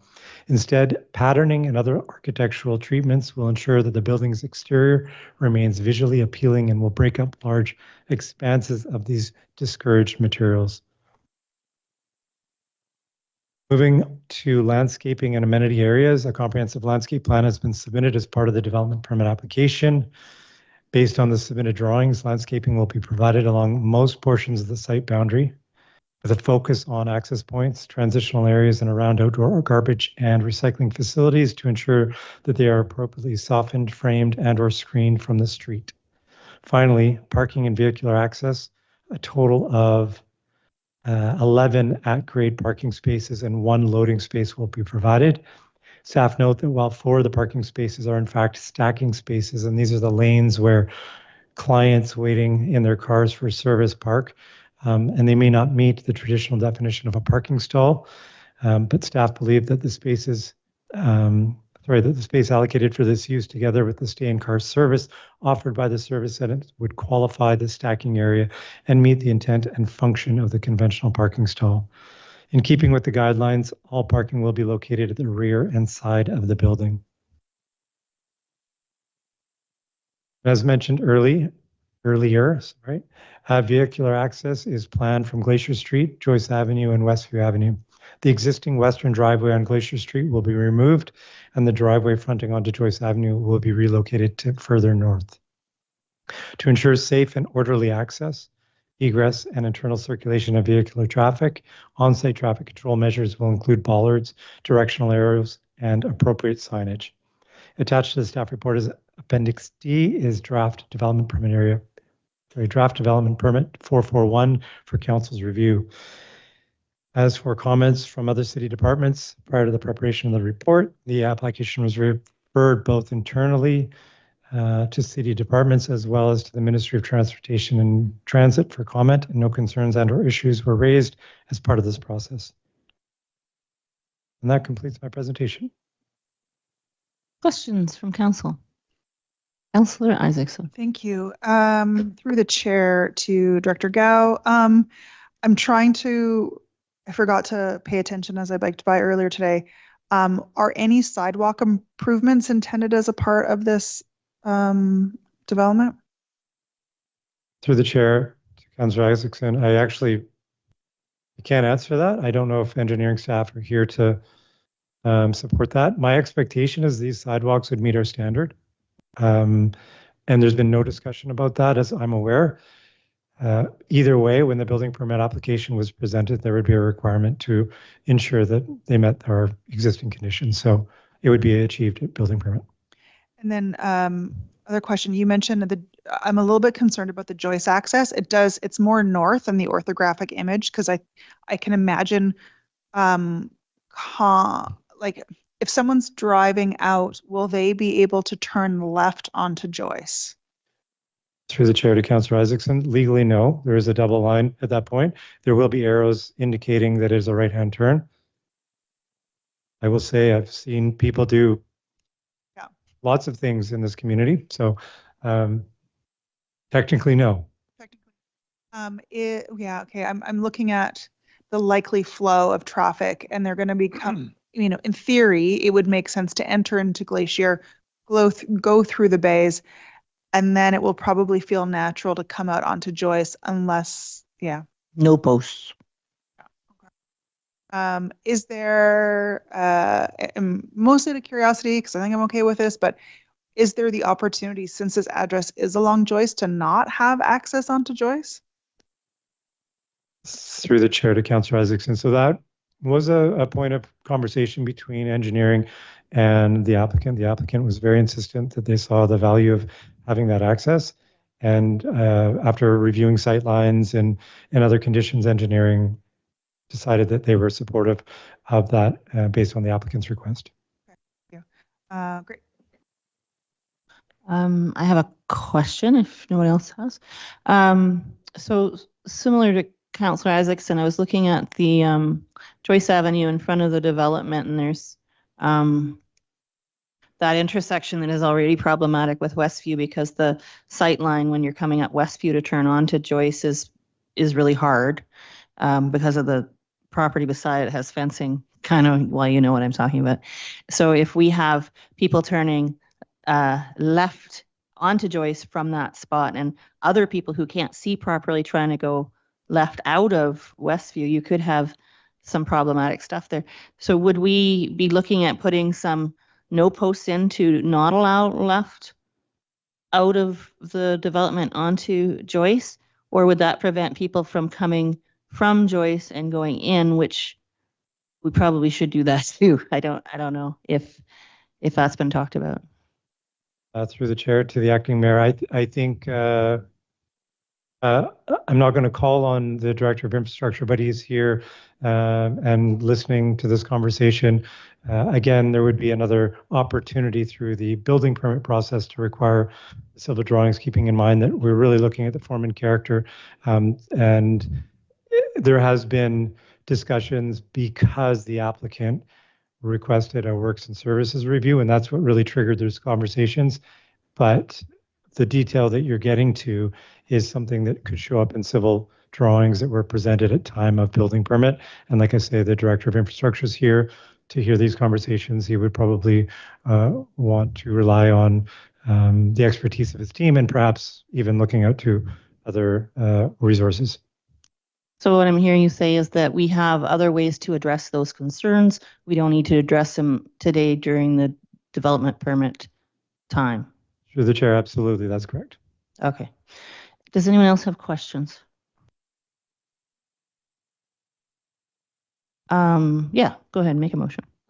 That council approve for issuance development permit 441 to 4264 Joyce Avenue Holdings Limited, number BC 0867016, to facilitate the construction of a new automotive maintenance and service center on the lands legally described as Lot 1, Block B, District Lot 5108, Group 1, New Westminster, District Plan 14453, subject to the payment of a landscape security deposit to the satisfaction of the Director of Planning Services and confirmation from the Ministry of Environment and Parks that development can proceed.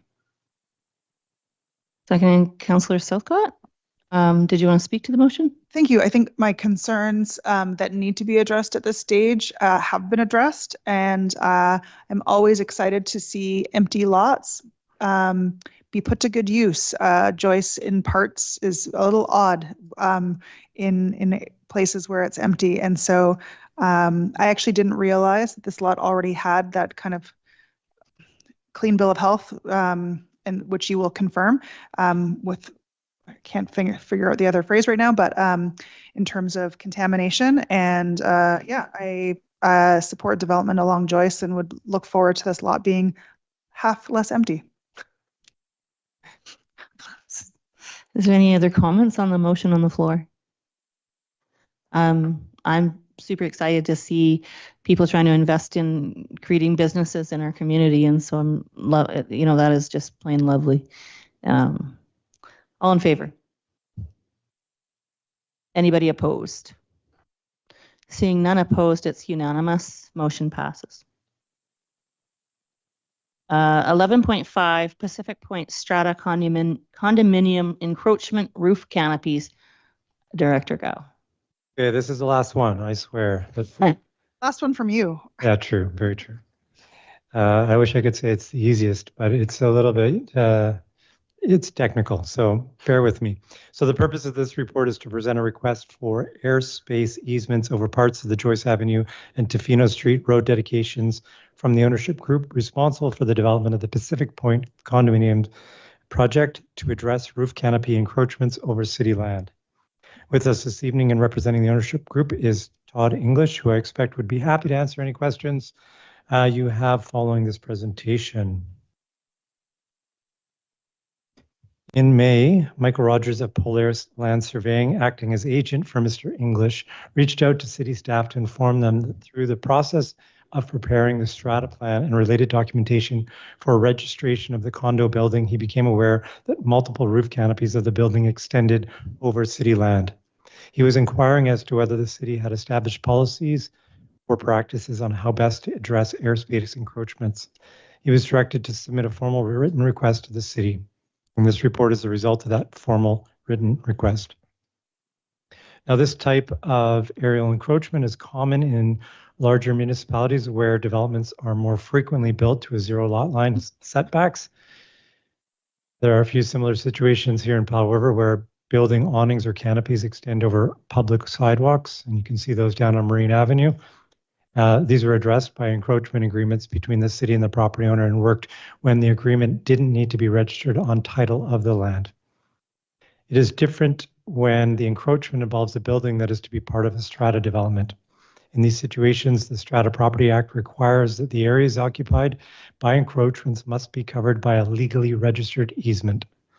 However, easements cannot be registered against road dedication.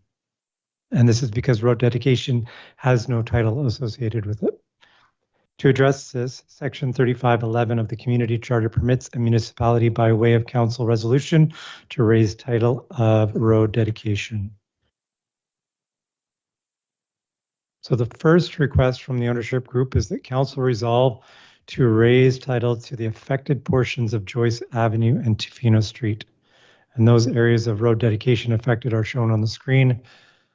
They're a little bit hard to see. They are the little slivers, one below the word Tofino and one just beside the word Avenue from Joyce Avenue, or runs along that side.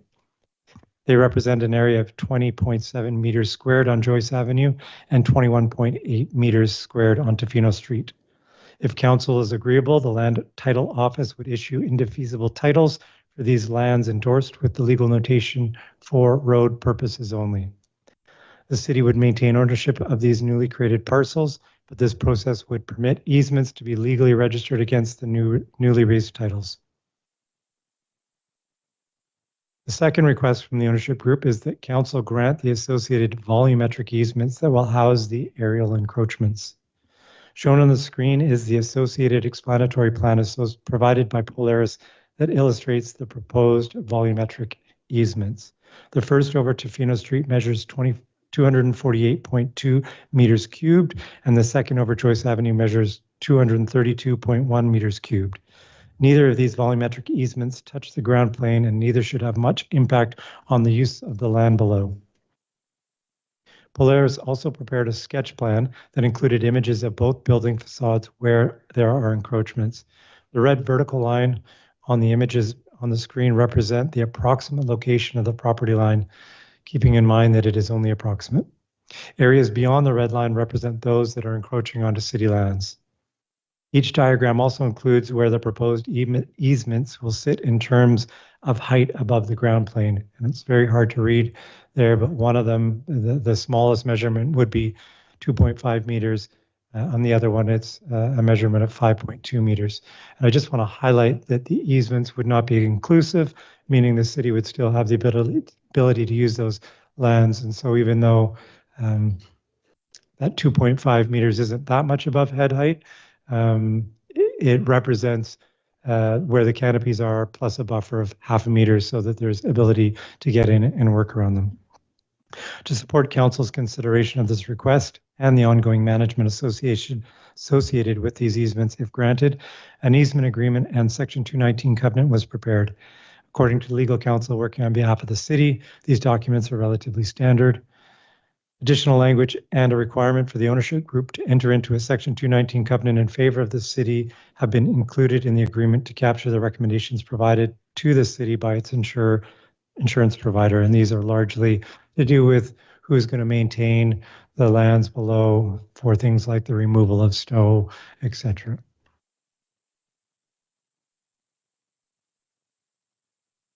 In terms of financial implications, it is recommended that the hard costs incurred by the city, such as appraisal, legal, land title office filing, and administrative fees be required to be repaid in full prior to granting the requested easements. The ownership group is aware of this recommendation and is supportive.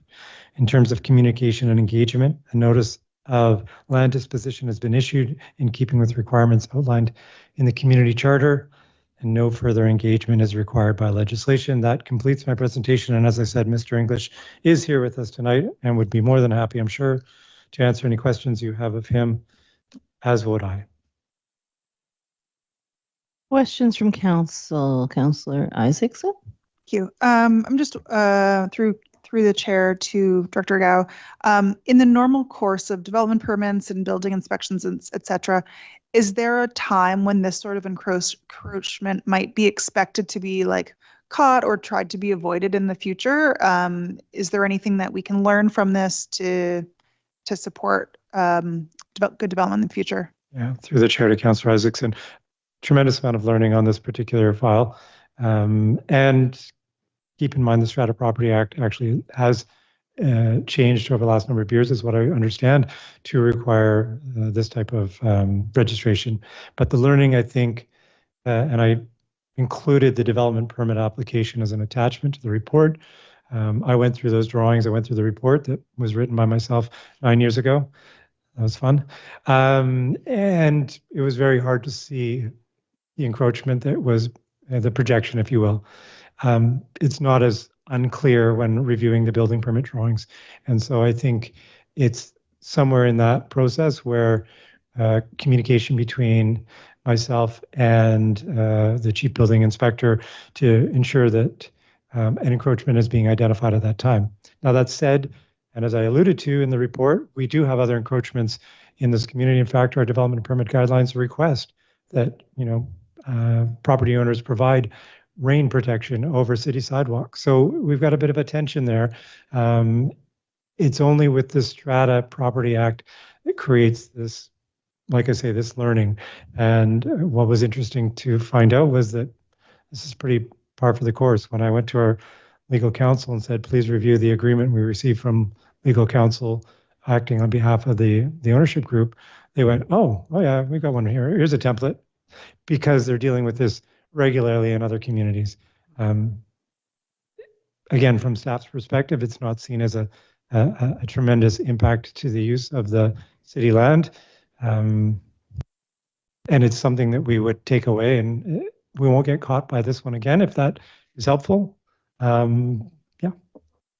Follow up. I mean, I think my preference would even be like, if we're okay with this, updating our bylaws so that this is possible in a strata situation. Like, I don't think there's anything wrong with strata roofing extending over city sidewalks like we are with commercial spaces. And so I'm wondering if the learning could go in the other way to support this sort of encroachment in the future. Is that even possible? Through the chair to Councillor Isaacson, absolutely. And I think what you're getting at is the value of identifying that early on, because we're acting quite quickly here for other reasons. And whether Mr. English wants to share, some of the concerns he has around timelines, but ideally this would have been identified in 2017, and we wouldn't be kind of circling back at this point. So, I think these are the types of encroachments that make sense, especially if we can achieve some weather protection in and around the entrances to buildings. I think there's an advantage where there's not an impact to the use of city space, but absolutely, yeah.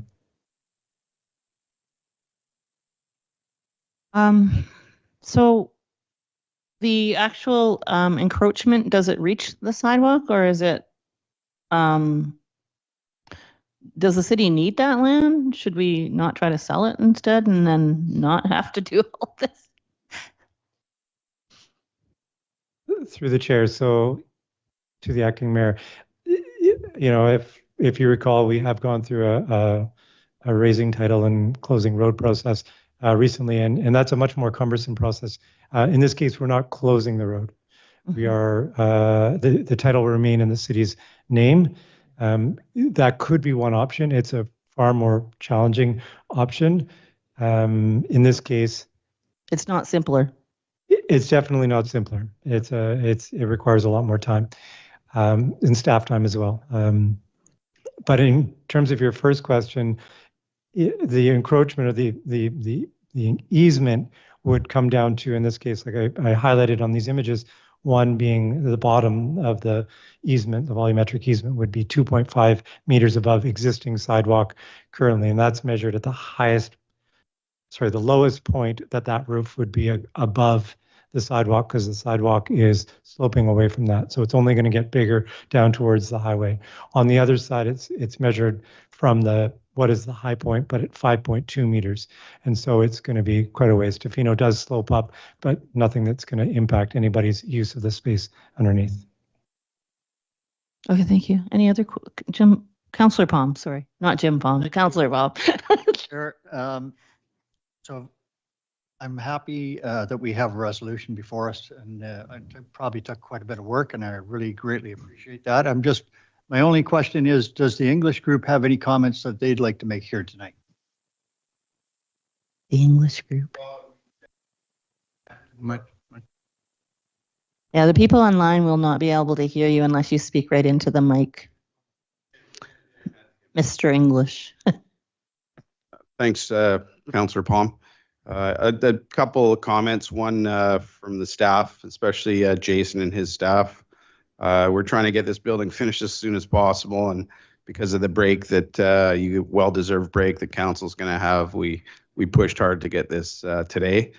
I know it's complicated. It took me many phone calls with Mr. Rogers from Polaris. They've been great because it's a guinea pig project. It's not happened here, and as you know, we have buildings on Marine Avenue that are encroaching. And from Councillor Isaacson, of course, we talked about it. There should have been a roundtable discussion with the surveyor, the strata person, everybody, but so be it. This is an exercise it's good because this is going to happen. Zero lot line building is going to happen here. And so I think this is a precedent in a way, but also I got to take my hat off to the people that helped us get to this meeting quick. Thank you. Councillor Almeida. Thank you, Chair. Overall, I got no major concerns, but the one thought that came to my mind as we were going through this, so I didn't get a chance to review the document yesterday looking for this. I know from my own personal property that when you have a rainy community like we do, and rain tends to pool in certain spots at times, and then corners of properties tend to drip at times. And with this easement being over city land, the thought came to me about, is there a chance that we could have corners of these buildings that catch a excess amount of water that then drip on city sidewalks? And while our sidewalks tend to get a lot of rain anyways, when we have a consistent drip in a certain spot all the time, it's going to wear out concrete at a faster rate. And I'm wondering, you mentioned snow removal, but I'm wondering if that type of impact on the sidewalks will be factored into the agreement, as I imagine there's a possibility, it might not happen, but a possibility that there could be a little bit more wear and tear in those spots. The chair to Councillor Almeida, it might be balanced out with the location not being a high use area. In fact, most of those areas are actually boulevard planted areas. So I think there's a few sidewalk crossings, but the vast majority of those areas are where plantings are. And I assume there's like proper drainage and pipes that bring the gray water where it's supposed to go, not dripping off the side of the roof. Any other questions? Councillor Doe. Yeah, just can't resist. I have to say something. So, we've got a attractive development that's down there. There's a very small encroachment over the top of the sidewalks, taller than anybody is going to reach up and touch. I don't think it's going to reduce the ability of the city to use the sidewalks, and it's going to add another attractive building to the city.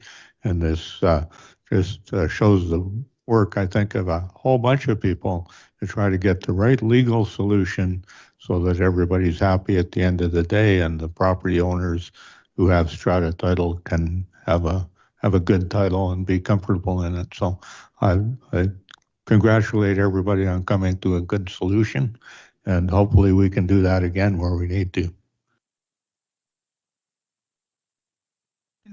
Motion that pursuant to section 35, part 11 of the Community Charter, Council resolves to raise title to two portions of public road, both adjacent to the Joyce Avenue and Tofino intersection as shown on plan EPP 153463 attached to this report as Appendix D, and that Council directs staff to enter in the draft easement encroachment agreement and section 219 covenant attached to this report as Appendix G that will grant to 1005940 BC Limited volumetric airspace easements. Love that. New learning today. Containing 248.2 meters cubed labeled volumetric easement 1 and 232.1 meters cubed labeled volumetric easement 2 on explanatory plan EPP 153464 attached to this report as Appendix E over the Tofino Street and Joyce Avenue road dedications respectively, with covenants supporting city conditions for the use of the easement area once the city has been reimbursed for any costs that may include legal, land title, office filing, administrative, and appraisal fees it has paid to fulfill the request from 1005940 BC Limited to be granted these easements, and that Council directs the mayor and corporate officer to execute all land title office documents required to give effect to the first two parts of this resolution. Anybody seconding that? Councillor Southcott. Does anybody wish to speak to the motion on the floor? I'm seeing nobody wanting to speak to the motion. All in favor? Any opposed? Seeing none opposed, motion passes unanimously. Thank you, Director Gao. And the English group. Are we required to take, yeah. Are we required to ask if we can stay beyond the 9 o'clock to finish the agenda? Is that the question? So we have 2 items left on the agenda and then public clarification. Just taking a small poll now, we can either break down and go to public clarification, or we could finish the agenda and agree now to go past the 9 o'clock. What is council's pleasure? Do we want to go past 9 o'clock? I think we could finish in 10 minutes. Let's do it. I'm just We saying, can do it before 9 o'clock. I don't want to cut off public clarification though, so I would go to that now if we don't have unanimous consent to continue past 9. I would expect public clarification questions on the next item. So I would rather, by unanimous consent, extend public clarification a little bit to 9, 10 or whatever when we get there, rather than put it now. Okay, so if we are all agreed that we would take public clarification once we are finished the agenda and extend past 9 o'clock, we will move to 13.1. Do I see any objections? No objections? Okay, we're going to extend beyond the 9 o'clock frame. 13.1, homeless encampment located on city property, referred from Committee of the Whole, June 16th. So there's some motions to me. Councillor Dowd, please go ahead. Councillor Almeida had his hand up. I was just going to read the motion. So, Does somebody want to read a motion? corporate officer, can I do all three together? Thank you. I move that council direct staff to amend City of Powell River 2026 to 2030 financial plan bylaw 2794-2026 to include $30,000 in 2026 for the cleanup of encampments on city land, with the funding coming from the Financial Stabilization Reserve Fund, and that council direct staff to include funding in the 2027 budgeting process for fire smarting high-risk city parks, and that council direct staff to include funding in the 2027 budgeting process for increased capacity to deal with homelessness and homeless encampments within the City of Powell River, including additional dedicated by law enforcement resources, increased dedicated parks resources, and funding for encampment cleanup responses. I'll second that. Seconded by Councillor Douch. Do you want to speak to the motion, Councillor Almeida? Sure. These were brought to Committee of the Whole 2 weeks ago on staff recommendation to help with the process. Council has already put a motion forward to request a meeting at UBCM to even try to ask the provincial government for some funding and helping with this. So hopefully we're actually able to get some of that help, which would balance out what we're putting aside in the budget, but we're just planning for that in the future. Thank you. Do we have any further comments from council on this motion? Councillor Isaacson. Thank you. I actually have a question regarding number 2 and fire smarting. It talks about include funding in the budgeting process, but I'm wondering about the process of actually determining what areas would get fire smarted. There was a comment at the last Committee of the Whole raising concerns about the look of fire smarting, and so would that be once, if it is included in the budgeting process and approved by council, would the decision of where fire smarting happens be an operational decision, or would that come to council in terms of any recommendations of areas that need to be fire smarted? Yes, thank you for the question, and through the chair. Absolutely, it would be part of the 2027 budgeting process. So any specific fire smarting funds would be allocated to certain properties and subject to council review and approval. So you mentioned it would be part of the budgeting process, but the budgeting process doesn't necessarily get into really fine operational detail. And so is there an additional time where we would be provided recommendations about the areas of parks that needed fire smarting that money would be spent on? Upon council discretion, absolutely, we could bring that information forward to council for consideration prior to proceeding. But we would need to ask for it. It wouldn't be something that you would come to us as a matter of course? Unless council had any immediate priorities in mind that we needed to include, I think the added value is we do have a cooperative partnership with a regional fire smart coordinator operating with regional district. Mm-hmm. Part of the process, we'll be working with him to both identify some of the encampment areas and priorities for the assessments that need to take place first. Once assessments are undertaken by a registered professional forester, The next step is actually looking for funding as we develop prescriptive fuel management plans be implicated on these priority properties. So there's kind of an iterative and successive project that takes place in order to develop these plans and fire smart projects. We can be as receptive to council's priorities or as informative to however much you want to, information you'd like to know before we proceed. I asked the chair to split the motion. You want to split out the part about the fire smarty? Yes, please. Okay, then that is split as per requested, and what's on the floor right now is everything except for the fire smart section of that motion. Does anyone have comments on that, on the motion on the floor? Which is not the fire smarting part. Councillor Paul. Yeah, just a couple of thoughts here on where we're at and the timelines involved when this year 26 and upcoming budget deliberations. I'm just not quite sure that we should be dealing with the two items in any direction at this point with the new council soon to be engaged in 27. And I have a concern about the first motion of 30,000 before we've even talked to anybody at UBCM and passing that, because you're setting a precedent for the city to be paying. So I'm not in favor of voting in favor of that motion for that purpose. And I'd like to engage provincial government for funding, because after seeing what I saw on Tuesday, walking through these sites, it's going to cost a lot more money than 30,000. And I'm really concerned about the costs that are involved here.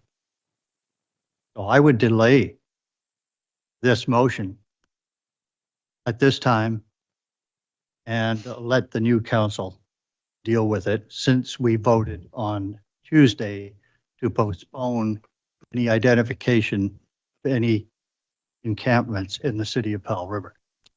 So Councillor Palmer, are you making a motion to postpone or the motion? Yes, I am. Is anyone willing to second that motion? I don't see a seconder, Councillor Palm, so that motion is not properly on the floor. Any other comments to the motion that is on the floor? Councillor Doubt. First off, the first 1/3 of the motion, the first part of it, talks about amending the Powell River plan for 2026, basically spend up to $30,000 or to spend $30,000 on cleanup of encampments on city land. And that's pretty straightforward. It's a limitation. It doesn't say we're going to spend more than $30,000. It says we could spend $30,000 to do that. And what I heard on Tuesday night was and other nights, there's a lot of people complaining that there is cleanup that needs to be done. So it makes sense to me to actually devote some money to cleaning up, because it's going to cost money. The final part is at 60, the council directs staff to include funding in the 2027 budget for increased capacity to deal with homelessness. Now that's something we don't need to know the details of today to say that we probably will need more money, and that a process will come to the 2027 budgeting process to lay that out, to define what is required, where it's required, and how much. And council will be making decisions on that. It's not a final decision. It's very, very general one. And I actually feel the same way about fire smart, but if we're going to talk about that separately, I'll wait until that time. But I think the two that are left on the table right now are both reasonable things to do. Allocate some money to cleaning up, and we are going to have to find money somewhere to do it. And I agree with Councillor Alameda. This gives us extra urgency to get some money from the provincial government to pay for costs that are coming from them, not from us. Thank you. Councillor Southcott. Thank you, Chair. I appreciated the amount of work that I believe went into the report associated with these 3 recommendations. And one point that was made in this report very clearly and specifically is that this is a very challenging situation, issue to deal with. So I do support these recommendations because we have to start somewhere. This represents a start. It represents a commitment that we can make, that existing staff can carry out, but it also quantifies, it puts a number on the fact that an investment is needed if the work is to be done. And I appreciate Councillor Palm's points. And when we go to the province, what I really, and we've seen this over many years, when we start an initiative, we can go to the province or go to whoever might fund us, feds possibly, and say, well, we're doing this and we need support. That carries an awful lot more weight than just asking for support for something that we intend to do. So the initiative that we can take is respected, and I've seen that proven out over and over again. In fact, as an example, about 15 years ago, our cycling plan that was committed $1 million over 10 years. We didn't actually spend even, I believe, half of that, somewhere around half of it. The rest was covered by grant money. So we saved that money, but we saved it because we made that commitment and actually put our money where our mouth is. So, like I said, I agree with Councillor Palm's point that these are, and it was made, this point was made and very well in this report as well, that these are provincial responsibilities. But we have to do something. And when we look after our own community and take that initiative, then we can expect to be supported. So on that basis, I do support these motions. Thank you. Councillor Isaacson. Thank you, Chair. I sent 2 motions to staff, and I'm wondering if they would be in order to be considered amendments to this motion, or whether you think they should be separate through the chair to staff. Related to like sending a letter for funding and invoicing the province, because they're kind of tied into that first item, but through the chair, just want to make so I do see the proposed motions that you sent in. Sorry, you're thinking of potentially amending the first motion? Pause to include those requests because they're tied to the fact that we're spending money. Or should I just make them separate? I think we should just keep them separate. Yeah, just for clarity. It's Councillor Palm. Yes, through the chair, just one clarifying question to staff who prepared this report. Are we aware of funding that has come forward to any other jurisdiction, municipality, city for cleanup of parking cabins? Through the chair, so manager of partnerships, public and intergovernmental relations, Ms. Octorloni, has done some research on this, and there are some funding programs out there. Most of them are for, I believe, peer-based cleanup programs. And so we are actively working with BC Housing to try to find ways to leverage any funding that the city comes forward to try to get more value out of it. So there are some options that we are looking at outside of this. The reality is that we are spending money on cleaning up regardless. This is just making it clear that there's some funding available specifically to help with some of the bigger sites that are out there. But we are actively trying to find other sources as well. And again, there are some pots of funding, but they're not super easy to access, but we're working to access them. Well, through the chair, I'm very happy to hear that there may be pockets of funding from the government if this 30,000 is used as seed funding. That's encouraging. So I just have a few words as well on this motion. So I am in favor of cleaning up our lands when they need to be cleaned up and not leaving them, in disarray. We are already cleaning up things that needed need to be cleaned up. And what I think putting line items in the budget does for our ability to advocate to the province is we have hard data and actual decisions on council that are tied to a problem that is socially their responsibility and land management wise our responsibility.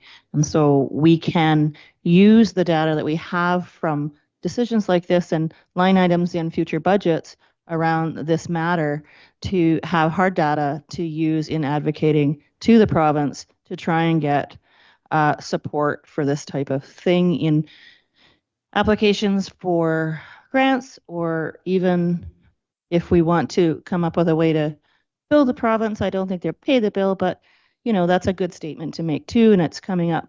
Stay tuned. So I'm in favor of the motion, and I'm also in favor of us giving the okay to staff to go ahead and make plans for the 2027 budget and wrap their head around what that could look like, and that going through the 2027 budget process, if it ends up with line items attached to this social matter that we are trying to advocate for, that helps us in that advocating work, because we have to clean it up. It's our lands. We have to manage our lands appropriately. The issue that is impacting our lands right now is a social matter that the province needs to pick up the bill for, and we are having no luck getting that to happen at this point. And so I think both of these motions will support not only staff in having the mandate to clean up our lands the way they should, but also using that data for further information to advocate outside of our community. So I'm in favor of this motion. All in favor? Oh, you wanted to comment again? Okay. Last comment for the public, Chair, and that is, I will vote in favor of the three options that three motions, separate them, whatever we're going to do for 26, 27. But I just want the public to know that this is not written in stone in 27. If there's a new council elected that has a different mindset or a change in direction, these motions that we're going to pass can be rescinded. Isn't that correct, staff? No. So just, I want to try to give it to staff in a second, but we are going to pass these motions. The first motion puts the $30,000 in this year's budget, and staff are going to clean up some messes with it. The second one gives staff the ability to make plans for the 2027 budget process. The upcoming council will vote on that budget process, and so they may or may not remove line items or do whatever they want to that budget.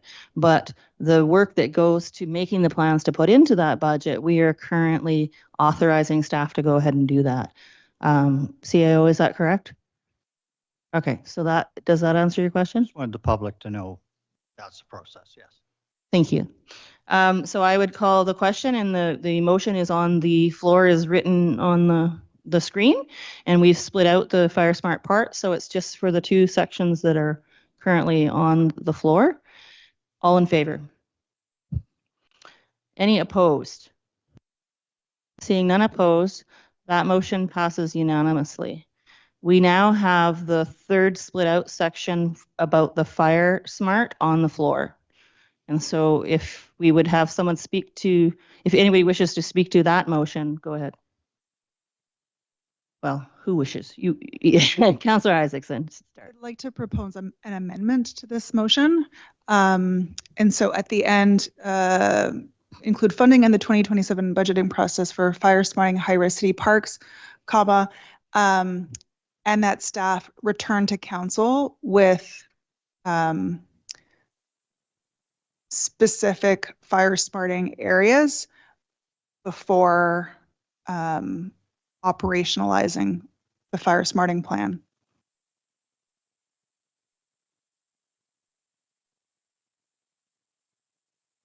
So I'm just going to ask staff if, I think the intent is that council gets to have comment on the actual areas that are going to be worked on. Does this motion do that for us? Yes. Through the chair, yes, it does, and again, it's a bit of an iterative process, as was pointed out by the manager of parks. that will take a while to get to the point where we actually are at a place where they're up for consideration. But with this motion, we can bring them forward to council for confirmation. And then at that point in time, if there's need for consultation or what have you, you would address it then. Yes, again, it's a process to get to that point, but the idea would be that if there's areas that need to be fire smarted, and it was interesting, I don't want to go too far off topic, but when I was up at my CAMA conference in Whistler, it was quite a controversy actually about fire smarting, because there was fire smarting taking place that were affecting people's views, which was the issue up there. So it is an issue that could draw concern from the public. The goal is fire safety, but we can bring forward this to council prior to moving it forward. Okay, great. So do we have a seconder for this amendment? Council Almeida seconds. Your amendment's on the floor. Yeah, just to speak to it, I know that putting it in the budgeting process doesn't finalize things, but I wasn't sufficiently, I wanted to make sure that council intention is clear, that fire smarting areas and the specific plans do come back to council, because what I heard was that, it's council's will, and I wanted to make that will clear, rather than, because there's so many decisions that we make, sometimes things happen and we just forget to ask for them, and I wanted to include it here so that we don't forget to ask if it's not a natural part of not a natural part of the process. I realize it's iterative. There's lots of steps involved. This is a very simple motion, but making council's intention clear, because I know there's sensitivity related to fire smarting areas. Why we're doing it, as CAO Tapa mentioned, and then also the costs associated with it, and the impact, whether it's visual or natural. So there's a lot of considerations, and so I would like for those to come back to council, or so dope. It'll be the next council. I don't have a problem with the amendment. I frankly don't think it's going to make any difference to anything, because I've never been in a budget process where we've asked staff to come back and spend money where we haven't got a report from staff about how much money they're going to spend on doing what. Fire smarting is always controversial. Do you go in and cut all of the brush out of a forest area? There's a lot of environmental impacts on that. If you want to see what fire smarting does, you could look around our community. There's the parks up around Penticton Trails have been fire smarted with province of British Columbia money paying for it. The land just adjacent to our existing supportive housing has been cleared out fire smart wise by the regional hospital district over the last few years. You can see what it is, and all the underbrush is gone, and it does change people's views. So I would expect, and I would expect it with or without this amendment, that staff would come back to us with a plan in the budget process, saying this is how much we would propose to spend, this is where we intend to get the money from, what's the city's share, what's the provincial government's fire smart share, and what areas are going to be done and how are they going to be done. And I don't see the problem with that. I expect staff to bring a full report when council is talking about the budget, whether any of us are here or not. Do we have any other comments on the amendment? We're talking about the amendment at this time. Seeing no further comments on the amendment, all in favor? Any opposed? None opposed. The amendment passes unanimously. And now we have the main motion on the floor as amended. Do we have comments on the main motion? Okay, I just have a comment. So I think our fire risks have gone up dramatically in the last little while. Some of it's due to increased folks sheltering in our forests. Some of it's due to just drier weather overall, and an increase, a change in the fire risk due to drier, hotter weather. And so I do think it's a good idea for us to be wrapping our head around the Fire Smart idea in close proximity to our infrastructure and our residents. So I'm happy to pass this motion, and I think it's smart to Fire Smart. And I am also happy to review the areas that the professional forester thinks we need to focus on for priorities in the future and have comment at that time as well. So I'm in favor of the motion. All in favor? Any opposed? Seeing none, the motion passes unanimously. Were there any additional motions, Councillor Isaacson? I have two ones that I will connect together. I had mentioned them on Tuesday, and Chair Doubt in his wisdom suggested that they suited tonight better. The first is that Council sent a letter to the Minister of Housing and the Minister of Social Development and Poverty Reduction requesting financial support needed to address encampment response, noting the 12-month plus closure of our emergency shelter, and that Council directs staff to send invoices to the province for costs related to encampment response. Do we have a seconder? Seconded by Councillor Southcott. The motion is properly on the floor. Do we have it available to put on the screen?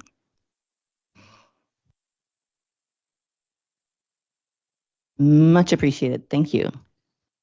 Just to speak to the motion, these are largely performative. Often letters to ministers indicate our preferences. It's a part of an ongoing advocacy. But the fact that our shelter was closed for over 12 months meant that many people made really solid homes in encampments and are, especially in the summer months, are very comfortable there for good reason. And so that closure has led us to a lot of the state that we're in now. And emergency shelters are not the responsibility of the municipality.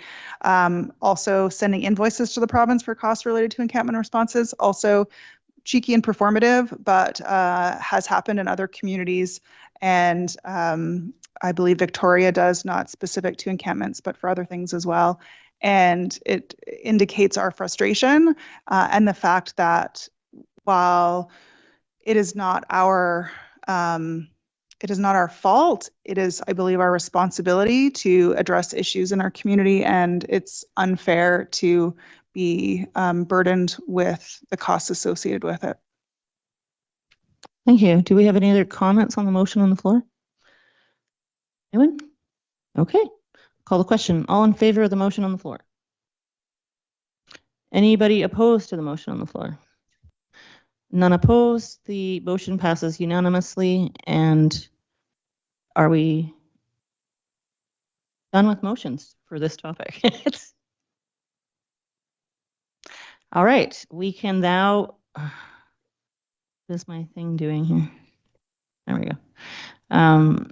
We can conclude that item and move on to new business 14.1, letter received June 24th, 2026 from Alan Johns-Rood, Regional Executive Director, Ministry of Forests, regarding the response to the BC Timber Sales 2026-2030 operational plan. And I believe it was myself that asked us to put this letter on the agenda, so I will start out speaking to it. So the council directed staff to write a letter of regarding the BC Timber Sales operating plan that asked BC Timber Sales to not encroach on or start new operating areas that encroached on the information that the community forest had put forward in their public interest document that said we're interested in these areas to expand our own forest license with the AAC we currently bought. We're looking for a process where the minister will decide to help us out by letting us have these areas. And the new BC Timber Sales plan came out with additional areas for planned forestry in the future that kind of overlapped with those areas. And so we wrote a letter supporting them maybe not doing that as comment to their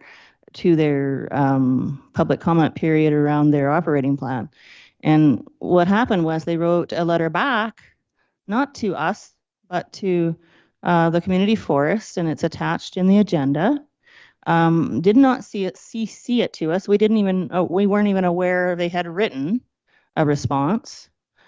And the response essentially says that they're not really required to do what we ask and not do those things, and they'd rather wait till the minister makes a decision before they change any of what they're doing.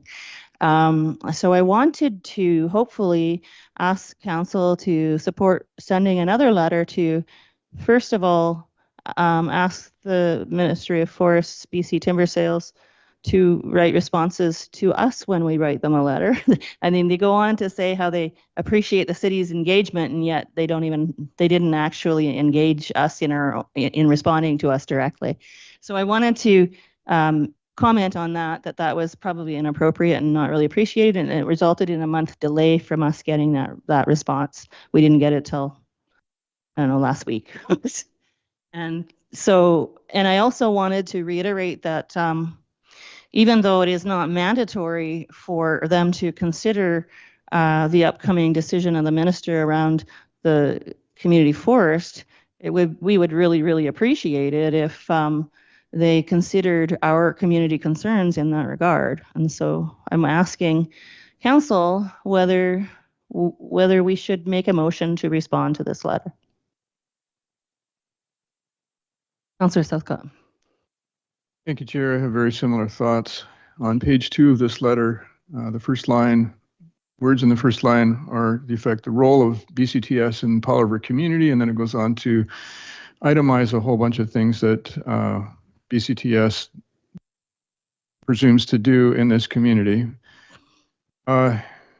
It's easily arguable that the Powell River Community Forest actually does all those things and does them better than BCTS in this community. The next paragraph ends with a line, until there is clarity on a mandated approach to tenure conversion and community forest expansion, BCTS is expected to continue operating within its approved plans and authorities.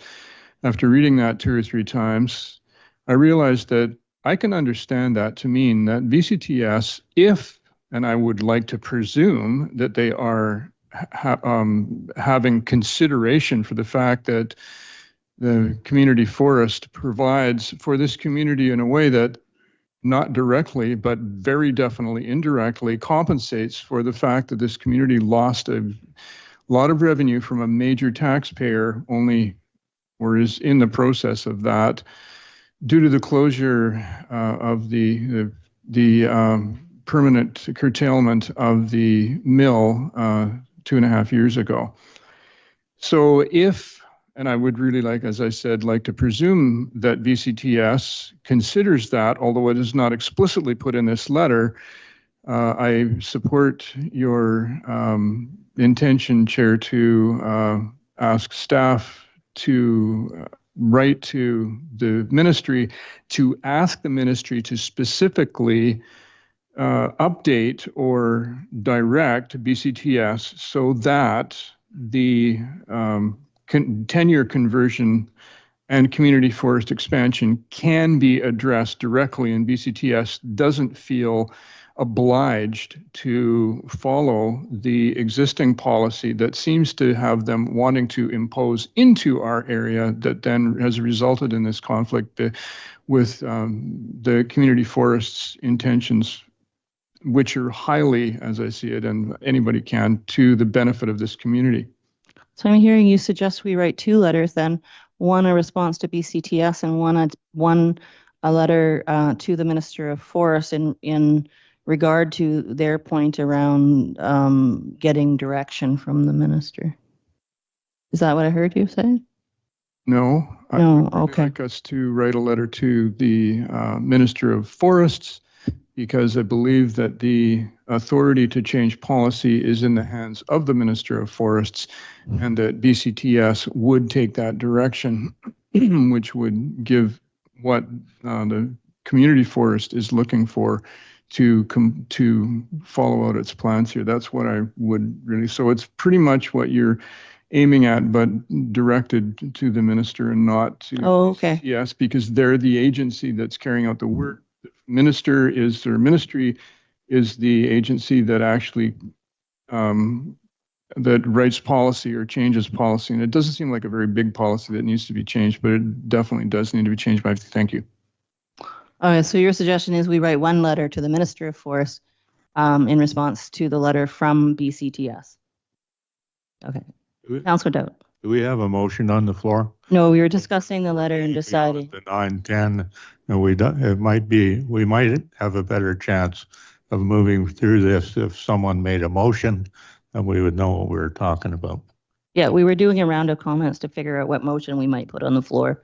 If you have helpful comments in that regard, I would hear them. If not, I will hear from anyone else who wants to, and then we'll try to put a motion on the floor. Councillor Palm. Yeah, I think an important question to ask here. We have a community forest member in the chamber, and I'm going to ask that member of our board. Oh, he's not going to talk. I just wanted to know if the community forest had already written a letter in this regard.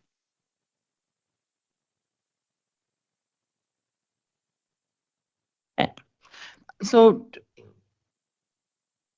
Councillor Dowd, you want to put a motion on the floor?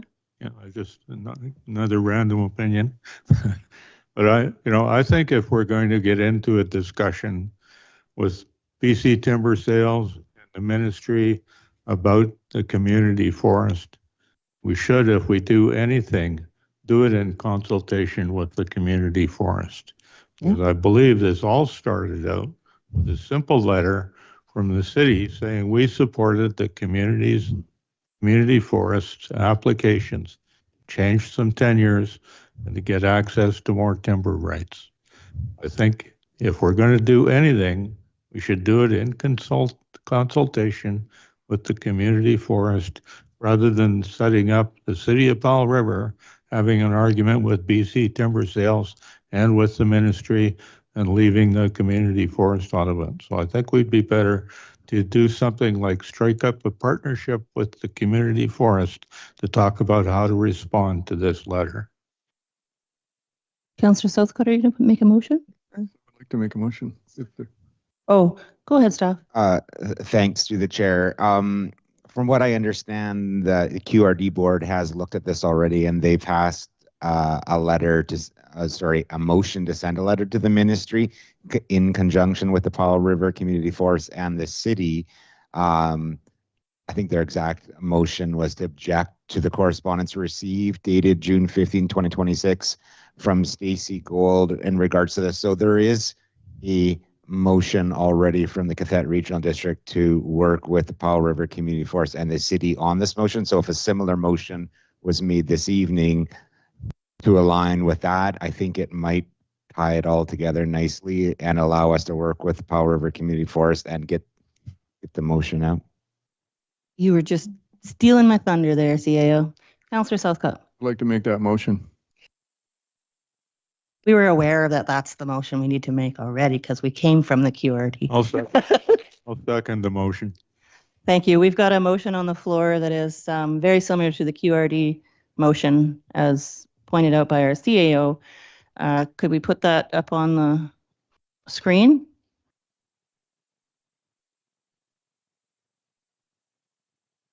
The only thing is we want to make sure that we're including this letter, not just the one that went to the QRD.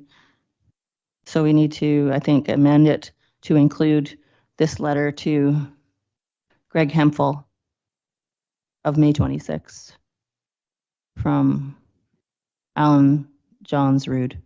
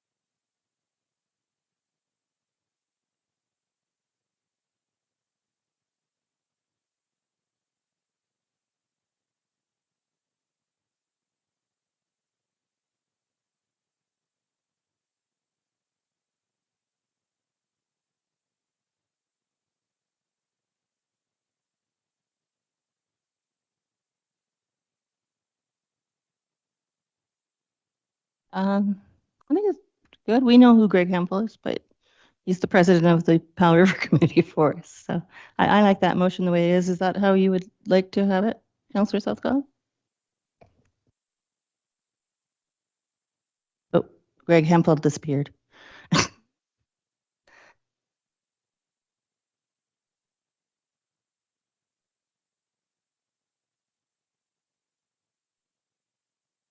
Oh, except for the end, the letter needs to go where the letters go instead of at the end. That's all.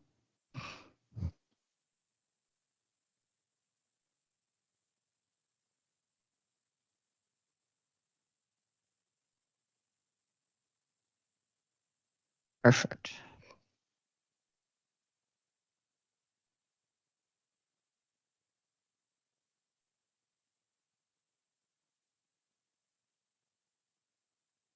A second, or Councillor Dowd is second. I can't remember what I said.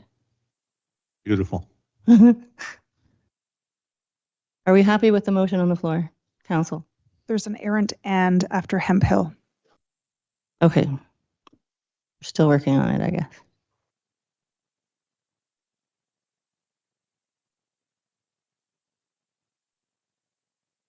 Thank you so much. All right, comments on the motion on the floor? Nope. Okay, all in favor? Any opposed? None opposed? Motion passes. Thank you so much to staff.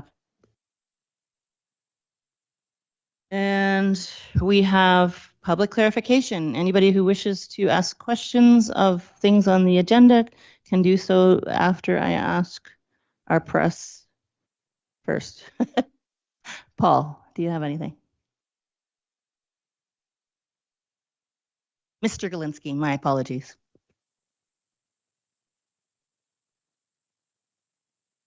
I respond to anything, Acting Mayor. Thank you very much. My first question is with regard to 8.2, which was the delegation. And Mr. Hackett mentioned Section 21 during his presentation. And I seem to recall that he advocated for the city to oppose that. And I'm wondering if the city has any intention to try and revoke Section 21.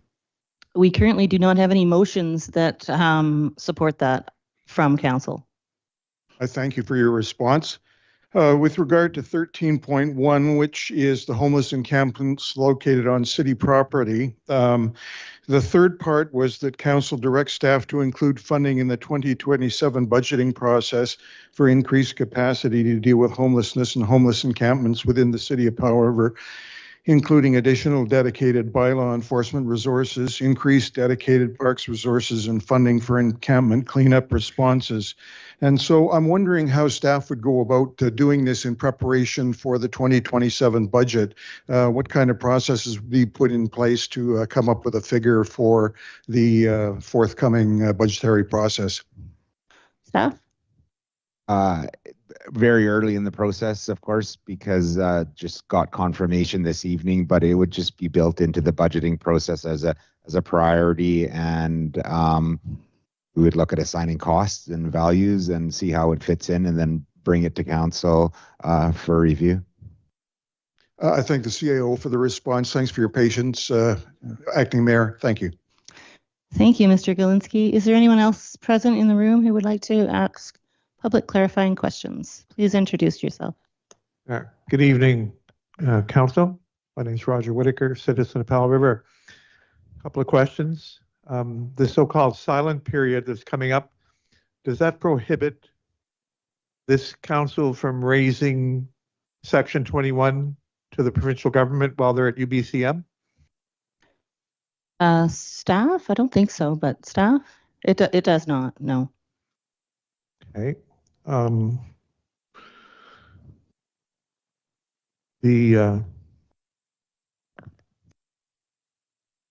next question is a historical one. A lot of discussion tonight about citizens, what was it called? Citizens what? Assemblies. Citizens Assembly, yeah. Do you know, Council? You can close your ears, Councillor Doubts. You don't have to make a decision on this. Do you know, Council, that since 1215, the year 1215 AD, this is our citizens' assembly. The Magna Carta gave us this. Anything other than this is like a provisional government, whether it's the FLQ or the QCA. And giving those groups special treatment or working in conjunction with them is creating a provisional government. We saw a fallout of that in Ireland over many years. And I have a third question. Would this council commit to banning square bale balers, refrigerators, stoves, washing machines, and electric dryers?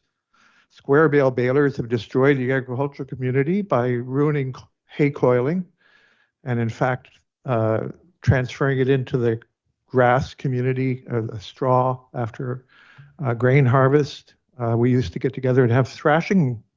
Everybody came from different farms and had thrashing parties. Everybody fed each other, so on and so forth.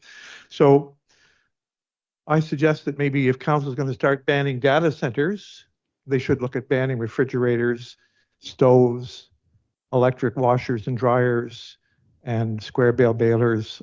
All have destroyed parts of the community. And just a suggestion or a question, would you consider that? Mr. Whitaker, thank you for your questions. They aren't questions that council has any motions on at this time, and so there is no united council position on any of that. I'm sorry. Indeed. No, it's just stuff discussed tonight. That's all. It's about looking to the future. So that's all I'm asking. Thank you.